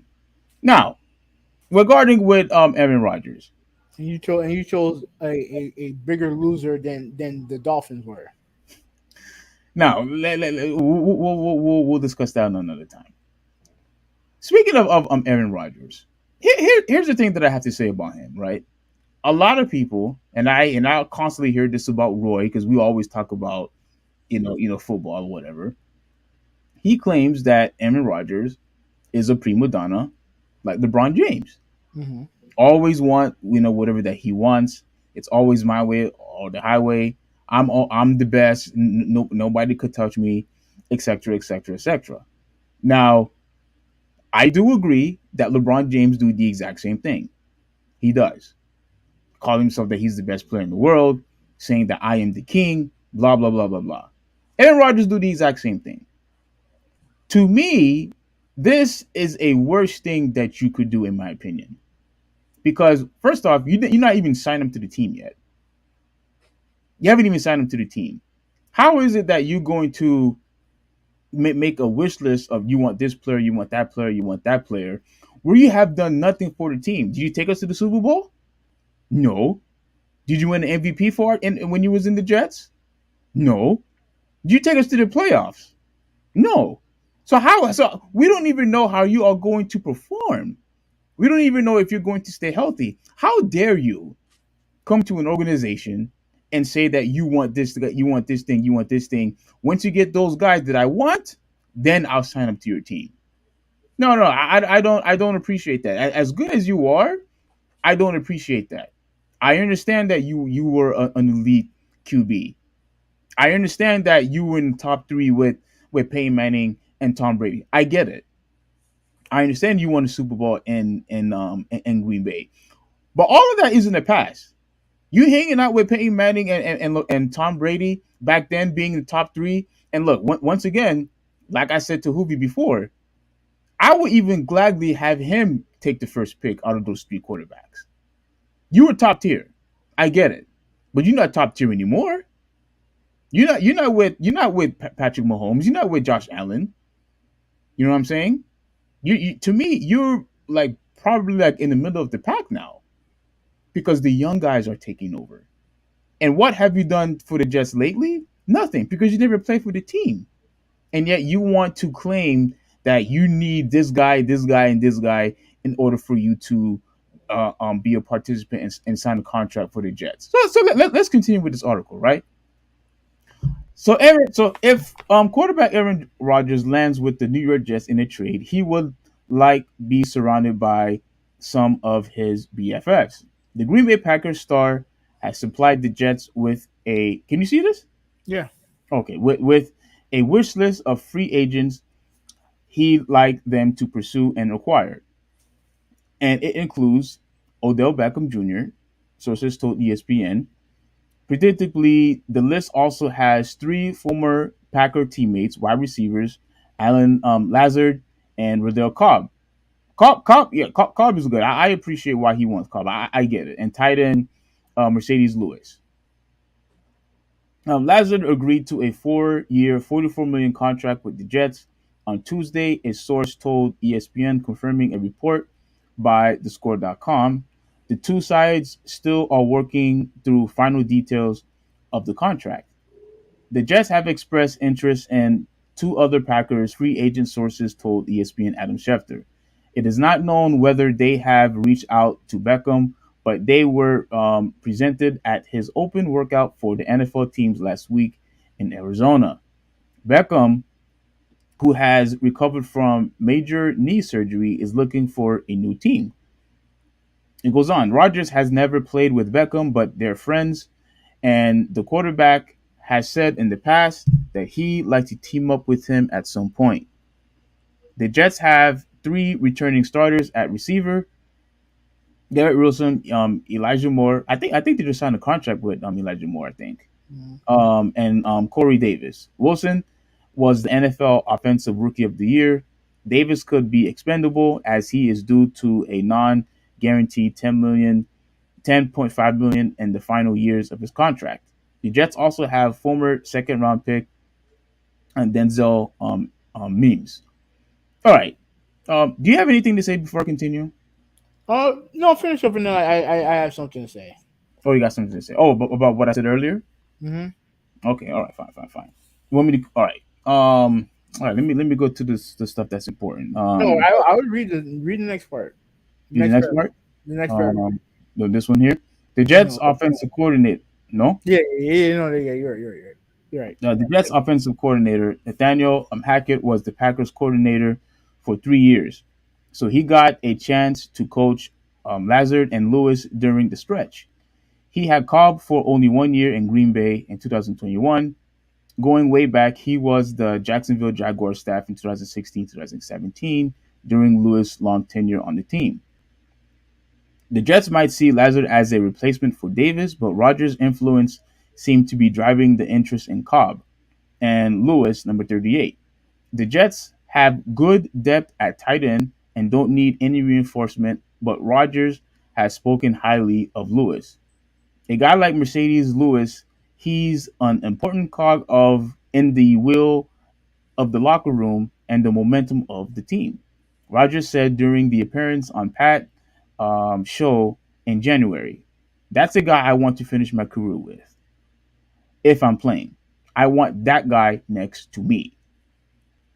Um, I don't know why was that so important, but oh, okay. Right, are you done? Yeah. Okay. First off, the reason why it's important is because the Jets have made all the moves necessary to bring him in. They gave him they got some players that he wanted. They got the Jets they hired Nathaniel Hackett, who just recently got fired from being the Broncos head coach. They brought him to be offensive coordinator. That's not done by mistake. Everything they did was to get Rodgers to New York. Mm-hmm. And honestly, you know who else did that? Tampa Bay for Tom Brady. Think about it. What did Tom Brady want? He wanted weapons around him, Yes. and that's what he got. Gronk ended up going there with him. All this time, he wanted Antonio Brown to go there. Because remember, when Antonio Brown went to New England, who wanted him there? It was Brady. Mm-hmm. And coincidentally, when he goes to Tampa, who's the quarterback there? Tom Brady. Yes. Everything that Tom Brady wanted, he got in Tampa Bay. And Aaron Rodgers is doing the same thing. Now he denied giving out a list, but to me, I think it's true. I think him sending out the list is absolutely true. Absolutely true. Because why would you go to a new situation unless you're not going to get what you want? You have to. Look, Why? Because you have to prove yourself first. yeah, he already did that already. He did that already. What, last year? Yeah, all the year that the reason why they're going through everything right now because they want him, and he's a better option than what they have. And he wasn't even that good last year, but he's a better option than Zach Wilson and Mike White. Shout out to Mike White. He's a new Well, Dolphin. first off, you guys took him from us anyway, so don't even mention his name, the traitor. Yeah, man, it is what it is. Like he's our backup. Shout out to Mike White. But yeah, everything they're doing is to get Aaron Rodgers because at the end of the day, he is their best option. He is their best option. So Well, him sending out a list is not surprising to me. It's not surprising to me. Now, if you don't think that he's worth it, is worth it, then that's fine. Me personally, I don't think he's worth it. I don't think he's worth it because I think he's past his prime. But if Exactly. you but I thought the same way about Tom Brady when he went to Tampa Bay. I thought he was past his prime, but they won a championship. They won a championship. So I can't, even though I don't like Brady, I can't take that away from him. They won a championship, but look what happened after that. You could tell that he dropped off significantly. Okay, the next year they lost to the eventual champions, but they were still in that game late, and then it was this year where they dropped off significantly. But I think it doesn't change the fact that he got everything that he wanted. Like he got the players that he wanted. Like he did everything that Aaron Rodgers did. He did everything that Aaron Rodgers did. Hmm. So, and I mean, I gotta ask you because you're the Jets fan. Like, do you want Aaron Rodgers on your team? Yes or no? Would I like to have him on my team? Of course, but No, I think you have to prove yourself before you give us a list of demands of this stupid wish list that you want. You haven't done anything for the team yet. okay, If but you are complaining that you don't have enough help while you're on the team, that's fair. That's all that I'm trying to say. That's fair once you are in the team. But he's not even in the team yet. To me he's acting like LeBron James, think that he's entitled to everything, and he's being the drama queen. I mean that's what he is. He's being a prima donna, like people like to say. Yeah, but that's what he And is. okay, that's fine. But for right now, the Jets are in a good position to where they are right now because this article is kind of old, but I think they got rid of Elijah Moore now. Yeah. I think they traded him. Yeah. Yeah, I think they got rid of him. I think if I'm not mistaken, I think he's in. I think he's they traded him to the Browns, and we got who do we get? We got the tall guy, uh Hardman. Yeah, I think he's like six. I think he's like 6'5" or something like that. Like the guy is tall. Hmm. The guy is tall, and to me, But like I said, this is when you want to bring a guy from from a team, you want to bring him in, you're gonna do everything in your power to make him comfortable and make him happy, and that's what the Jets are doing. but here's the thing. They already given him what they want. They already gave him Alan Lazard already. Hmm. Oh yeah, you know what? He's the one who's 6'5". My bad. He's the one who's 6'5". He's 6'5", and I'm pretty sure he's going to be the go-to guy, especially when we're in the red zone. The reason why they got Hardman is because I think he ran like a 4.33 seconds on the 40-yard dash. Hmm. So the guy is fast. Like we're talking about super speed. So I'm happy with him. I'm happy with him. The Jets offense is like what 25th in the whole entire league, but our defense is fourth. So we're straight defensively. Like I honestly believe that all we need is a good at the very least a good quarterback. Like, but we don't need this huge list of demands because we're already doing putting the right pieces in place already. I We have mean, Lazard that you want. We have Harvin who runs a 4.33, and we have I think they signed a defensive tackle too. Thomas, so Solomon Thomas, I think his name is. So I mean, so we're fine. The only and to be honest with you, the only complaint that I have with all the signups is when they had signed Ty Johnson, the running back, which I'm a little confused because if you want a good decent running back, I would assume that you would have gone after Ezekiel Elliott. he's And I, not. There you go. It's not that good. hmm? He's not that good. You think he's not that good anymore, or you think he wasn't good? Period. No, not anymore. I always thought he was overrated. The only reason why he got attention because he played for the Cowboys. That's it.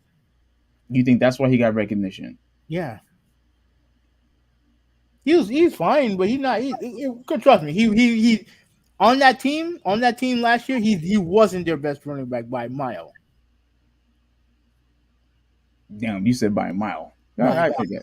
20, I think his name Tony Pollard. He was better than him by a mile. Yeah. But here's the thing, like at the end of the day, like okay, you said that the reason why they're going through this length right now because they feel like their defense is a Super Bowl winning defense. Well, yeah, we're number 4. Yeah, so they have to get a guy on they have to get a quarterback who they feel will produce for them, and they've already committed to Rodgers. They've committed to him. So if you're going to commit to a quarterback, you're going to give him what he wants. Because at the end of the day, who would you rather have? You would rather have Aaron Rodgers with all his demands, or Zach Wilson? No, When half the team hates him anyway. yeah, yeah. I mean, look, I would most likely want to get Aaron Rodgers, but all I'm saying is that he's just being a prima donna, in my opinion. That's all I'm saying. But that's who he is. That's him. I knew that. He is a prima donna. I think that's also part of the reason why he fell in the draft when he went all those years ago. You know what I mean? Like, So you're perfectly fine for the way he's acting. I mean, or are you just saying that because it's on the Jets? That's why. No, I mean, I don't think you guys are gonna win either way. I think the Dolphins is still better than y'all, so I'm not worried. But no, wait a minute. Aaron Rodgers, our quarter, if he's become a quarterback, he's better than your quarterback. not if you get the one from last year, no, he ain't. If you get the same Aaron Rodgers from last year, no, he's not. No, he's not. But I will say this: at the end of the day, he's the quarterback that you guys are. He's the quarterback you guys have been looking for. You guys have done everything to court him, and he's gonna want some stuff on his own. But he's always been a prima donna. Like that's just who he is. But as long as he wins, that's all that matters. Like Tom Brady's a prima donna. I don't give a fuck what no one says. You think so? Absolutely he is. Absolutely, he's a prima donna. But at the end of the day, as long as you win, that's all that matters. As long as you get the team to win, that's all that matters. Well, I mean, like I said, I'm happy with all the players that the Jets has signed and during free agency.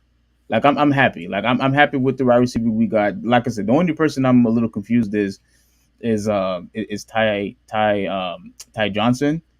Because even though you think Ezekiel Elliott is overrated, I mean that's fine to just feel that way. But we have Brees Hall that's coming back. We have Carter who's still in our squad. So I don't really understand that sign up. I'm just gonna have to see what exactly are they trying to get out of that.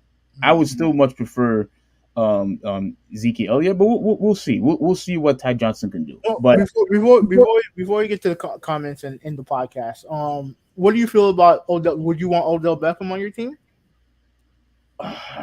it depends how healthy he is. Like it depends. If he's healthy.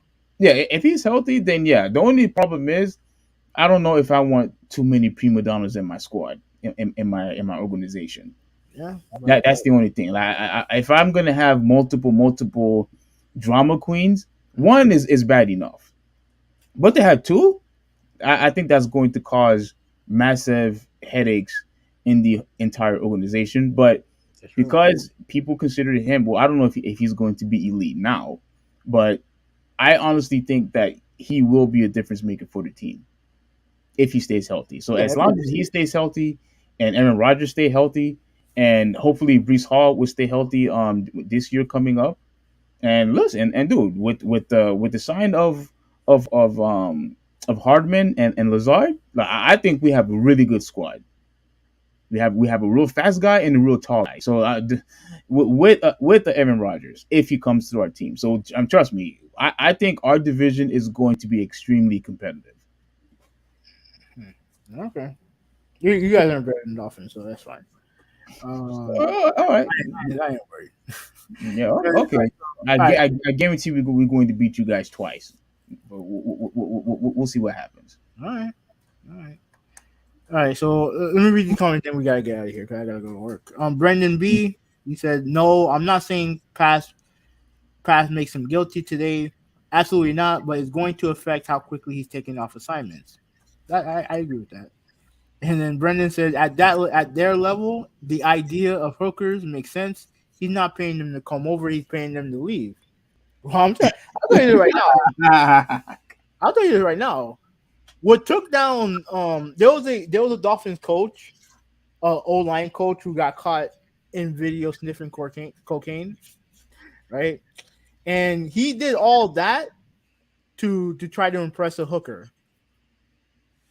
right? And the hooker took him down. So you gotta be careful. You can't trust these hoes, man. You can't trust. And look, and look, I completely understand that when you have, well, I mean, no, I don't understand because I never experienced it. But I'll say this: the fact that you have millions upon millions of dollars in your account and you don't know what to do with it, I can understand that people want to experiment, quote unquote, with your money. But why do things that's illegal? That's my issue. It's one thing if people want to waste their money on weed, because at the very least, there's some states that where it's legal. So I get it. Weed, I understand. Most likely, you're just going to get a misdemeanor with possession of it, whatever. If as long as you're not selling it, from what I've heard now, cops are not really going to mess with you anymore like they used to. So weed, whatever. I will never smoke it, but whatever. But for you to, oh, I want to, sniff some cocaine. Like why? Like why? Like what? They can get away with it.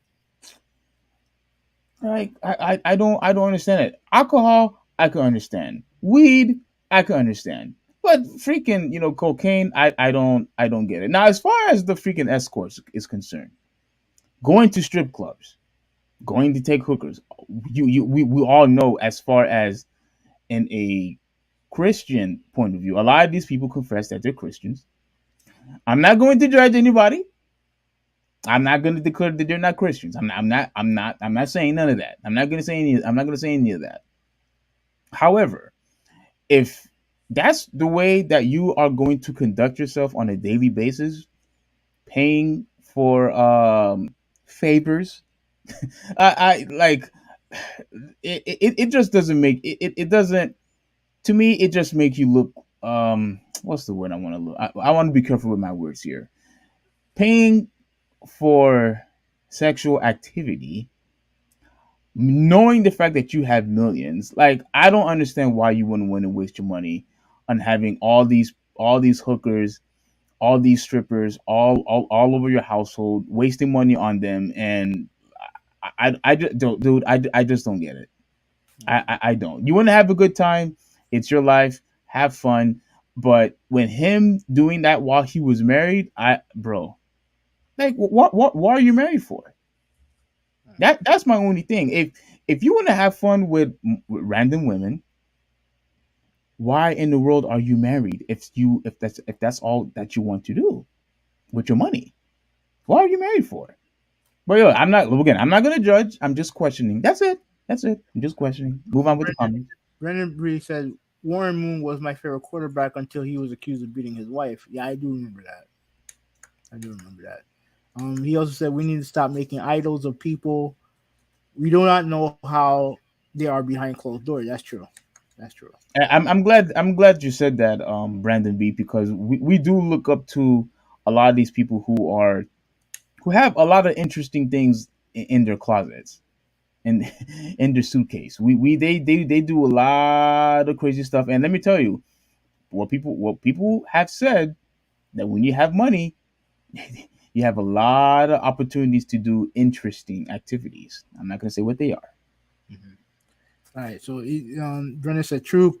Bucks coach did not want Brown. In fact, he said no way Brown would play for him, but Brady got what he wanted. That's true. I remember Bruce Arians said, "Oh, I'm not interested in bringing Antonio Brown in," Hmm. and then magically enough, look who's on the team, Antonio Brown, and he was right to not want him because he kind of bit him in the ass. But it is Yeah, what I just hope that It doesn't look like Odell Beckham is going to be that type of a drama queen like Antonio Brown was, but but we'll see. We'll see. All right, so the Jets don't sell tickets. Nobody outside of New Jersey cares about the Jets. Rodgers and his ego will sell tickets. So, Isn't the Jets always a sellout crowd? yeah, I think they sell out, but I just think that when it comes to New Sellout York, arena, I mean. yeah, when it comes to New York, all the smart fans are Giants fans. What All do the you mean? What do you mean by smart fan? What is that supposed to mean? the people who are the smart New Yorkers are Giants fans. All the Nimrods are Jets fans. You think hold on? Is there a bigger fan base for the Giants than the Jets? Yeah, I would say so because the Giants actually win. The Giants actually win Super Bowls. Yeah, okay. And Giants fans are typically smarter than Jets fans. That's why the organization fine. That's fine. No, I'm talking about the fan base. Oh, the fan base. Okay. Much smarter fans than those Jets fans. There's nothing for me to come back that they do have more championships than we do. So I'll stay silent from that. And their fan base is a lot smarter. Can you go? Can you go on with the next comment, please? I'm just pointing it out that Jets fans are idiots. So that's what I'm saying. Yeah, right. I'm an idiot too. Go ahead. I mean, you said it, not me. All I'm saying is, all You I'm saying. said Jets fans are idiots. I'm a Jets Yeah, fan. I mean, you chose that path, not me. You chose. Obviously, you don't think I think you're an idiot. Go into the comments. Go into the comments. I'll get you back soon. Go into the comments. Go into the comments. Ezekiel was good, but he also benefited early from top 5 O line. That's true. He doesn't have legs anymore without a top O line. He's just not very good. Yeah, that is part of it because he had a great O line. But I never saw the hype when it came to Ezekiel Elliott. Never did. But I always thought that he was benefited from the Dallas media and the national media. You really dislike that dude. I think you dislike him No, only no, no, because no, he no, plays for no, no, Dallas. no, it's not Ezekiel Elliott that I dislike. It's the Dallas Cowboys, the attention that Dallas Cowboys get. It's Okay. unwarranted. Absolutely unwarranted. Put it this way. I will never watch a game with the Jets in it, period. But if Rodgers is QBing, I'm going to watch. Yeah, I'm going to watch too. I'm going to see that crash. You're not watching. You're not watching my team. Yeah, well, You're not going to when, watch when they that. lose to Miami and when they choke near the end. For that reason alone, give him whatever he wants so that your boring Jets can become relevant. All right. Let's get something straight, Brandon B. Okay. Well, that because I see it looks like now I have to deal with you too because now you're talking about my Jets a little too much now. Here's the thing. Although we did not have a good quarterback last year, once again we were still fourth on defense, number Yeah, 4. you guys Okay? legit defense, legit, absolutely. No, Yeah. no, do not. So we are heading in the right direction, Brandon B. We are. We got good wide receivers. We have we have Brees Hall, who I believe I believe he was in the top 10. I can't remember, top 10, top 8, something like that. So He we was, have trending, Brees he was Hall. trending in that direction. Hmm? He was trending in that direction, absolutely. Yes. So we are heading in the right direction, Mr. Brandon B. Okay? We're heading in the right direction. We're actually doing the right thing. Now, I do believe that Aaron Rodgers is not the elite quarterback like he used to be. He's not. However, I do think that he can impact us enough to where we could win Super Bowls, or at least 1 or 2 Super Bowls, the same way Tom Brady did with the Bucks. Was he still in his prime? No, but yet he was still talented enough to take their team to the promised land. And I think that Aaron Rodgers would do the exact same thing. And I also do believe that Aaron Rodgers is a far better quarterback than the Miami Dolphins quarterback. Even though the numbers don't say that. The numbers don't say that. But it's fine. It's fine. It's fine. It's fine. Ruben said that cannabis is legal in Seattle. I would assume it. I would assume it is. Oh, it is. I would have never known. Yeah, that area. Like I know California. I don't know if California is legal. I know Colorado's legal. Like Colorado's legal. Okay. So, Chris said, "What's up, guys? What's up, boys? Y'all started early. Yeah, we're finishing a podcast from Tuesday. Now, mind you, if we did the podcast straight through, we would be at 7 hours. So that's why we're at this is why this is part two. Yeah, you missed some good topics, Chris. Man, I wish you were here earlier. We were discussing some really good stuff, but pretty much this last topic, I'm just pretty much talking trash to. Look, I know this may sound contradictory. You may laugh. I do want Aaron Rodgers. I just don't like the fact that he's being a prima donna before he even arrives to the freaking team. He has this huge list of demands of players who he wants, and you haven't even done anything for us yet. Like, I would understand if you're giving us a list of people who you want after you already arrived to the team, because you're suggesting that you need help, and you think that that our team will get better based on the list that you have. But the fact that you're not even on the team yet and you want a huge list of demands, like, come on, man. You went from a prima donna and the Jets. I mean, to the Packers, and now you want to bring it over to the Jets. Like, dude, like, relax. Go ahead. All right. So Brendan B says that I don't mean literal tickets for the Jets. I mean draw. I mean draw for TV advertising, etc. I meant it more figuratively speaking. Okay, that makes sense. That makes sense. Um, the Jets pay rent to the Giants. That makes sense. That makes sense. That makes perfect all the sense in the Uh, world. yeah, I could have sworn it was two different arenas. No, they're no. They play in the same. They play in the same stadium.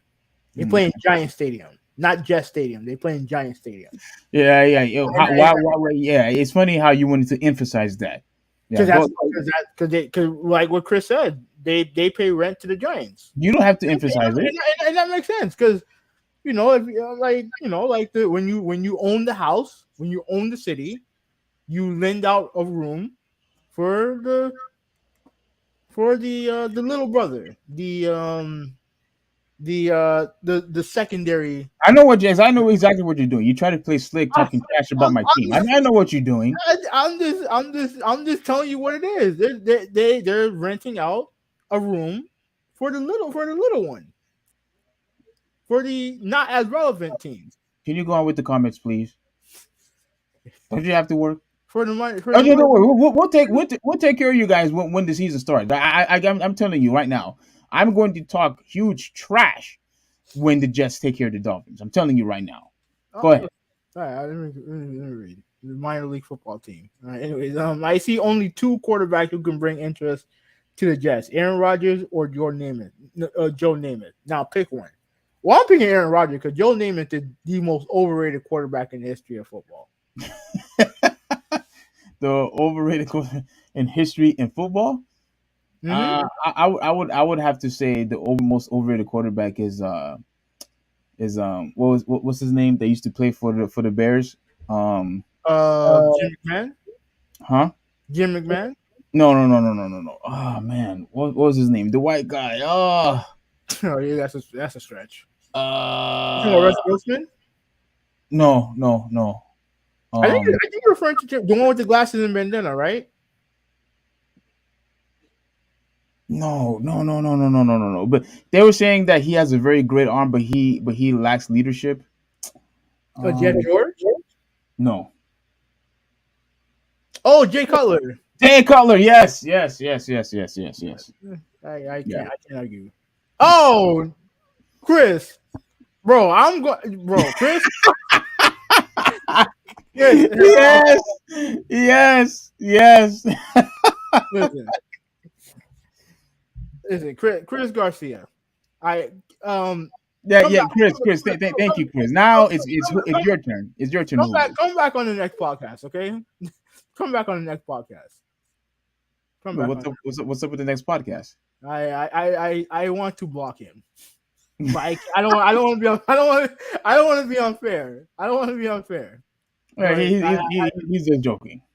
yeah. Obviously, I'm joking. Well, this is not a joke though. Don't play around with that. Don't play around with that. You can don't Y- write things. Don't write things you can't take back, please. yeah. Dan Marino. Everyone would claim that he was the best. This guy, that. No Super Bowl. None. None. Ah, shit, it still pisses me off to this day. I fucking can't stand it.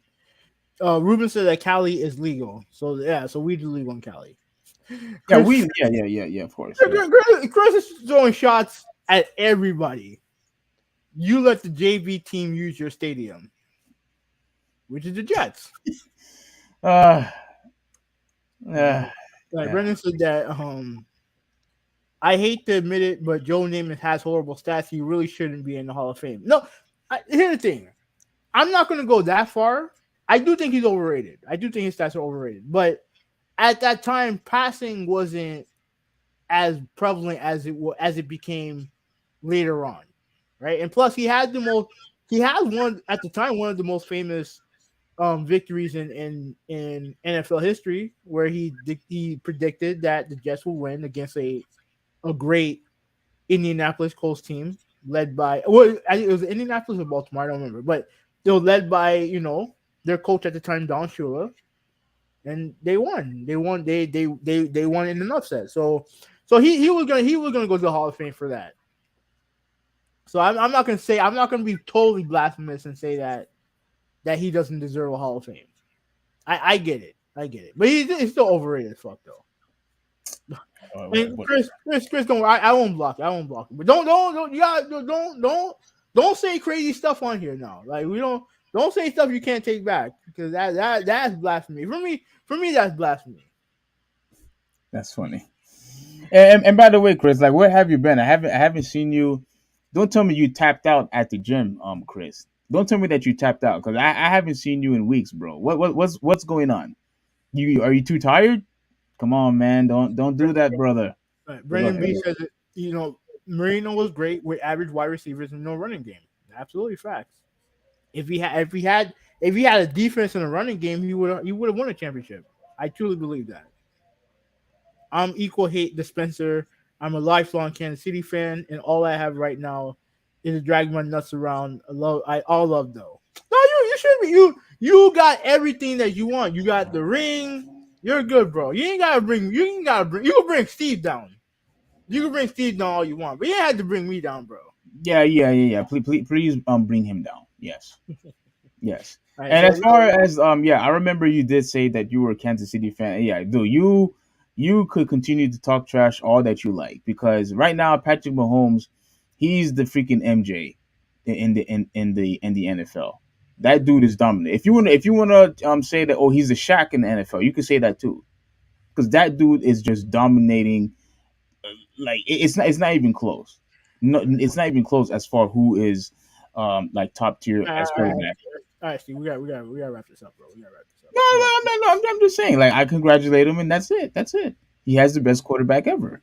That's all right, all. so let me read these three comments and then we gotta go. Okay, I do have to go. All right, so Chris said that no way been playing golf, a lot of golf in life. All right, that's good. That's good. That's good. And he said that okay, Steve can get the smoke too. Yeah, absolutely. Give him all the smoke. And Brendan said that his favorite players are Marino, Zonka, and Thomas. Zach Thomas. Yeah, I'm a big fan of Zach Thomas, and happy he is going in the Hall of Fame this year. It's about damn time. About damn time he got into the Hall of Fame. I'm off subject a little bit. I got the FaceTime with Isaiah. How do you pronounce the name? I have no idea. Pacquiao. I don't know how to pronounce it. I apologize. Oh, so but that's cool. Like, I don't know who he is, but that seems cool. I don't know if you know Isaiah. No. All right. So, and Brendan B said his favorite Jets players are Curtis Martin and Yeah, Wayne. Curtis Martin. Yep. Yep. I like Wayne Quebec. I like him. I like him. I liked it when he shut up. I like when he shut up Keyshawn Johnson at one time. Oh, okay. Oh, okay. All right, that's cool. He's a running back from the Chiefs. All right, that's cool. That's cool. But anyway, yeah. Yeah. So we do have to go. I do have to get to work. So I'm gonna do a roll call. Chris Garcia, obviously, thank you for watching. I appreciate you, Chris, man. Miss you, dog. Brendan B, thank you for watching. Ruben, thank you for watching. Let me see here. Brian, thank you for watching. Try I to think see what that's it. else. No. Critical Drop. Thank you for Oh yeah, watching, of course. Joshua. Thank you for watching. All about the week. All about the you. Unfortunately, the women did lose, so their run is over. But like I said, they had a great run, so they should be proud of themselves. And conspiracy agent, thank you guys for watching. So yeah, so I'm out. Like I gotta get to work. Steve, you can sign them off. Sign them off. Yeah. He has to go, and Brandon, yeah, appreciate it. Nice show, guys. Thank you for saying that. Yeah, I thought it was a very great show. Great discussions that we had, and don't forget, guys, if you have the opportunity, just give us a quick like, subscribe, and if you could share this video to any of your social media, IG, Twitter, or whatever, that'd be greatly appreciated, and we will continue to make more. This is the Traditionalist 101 signing out. Have a good one. All right, see you later, guys.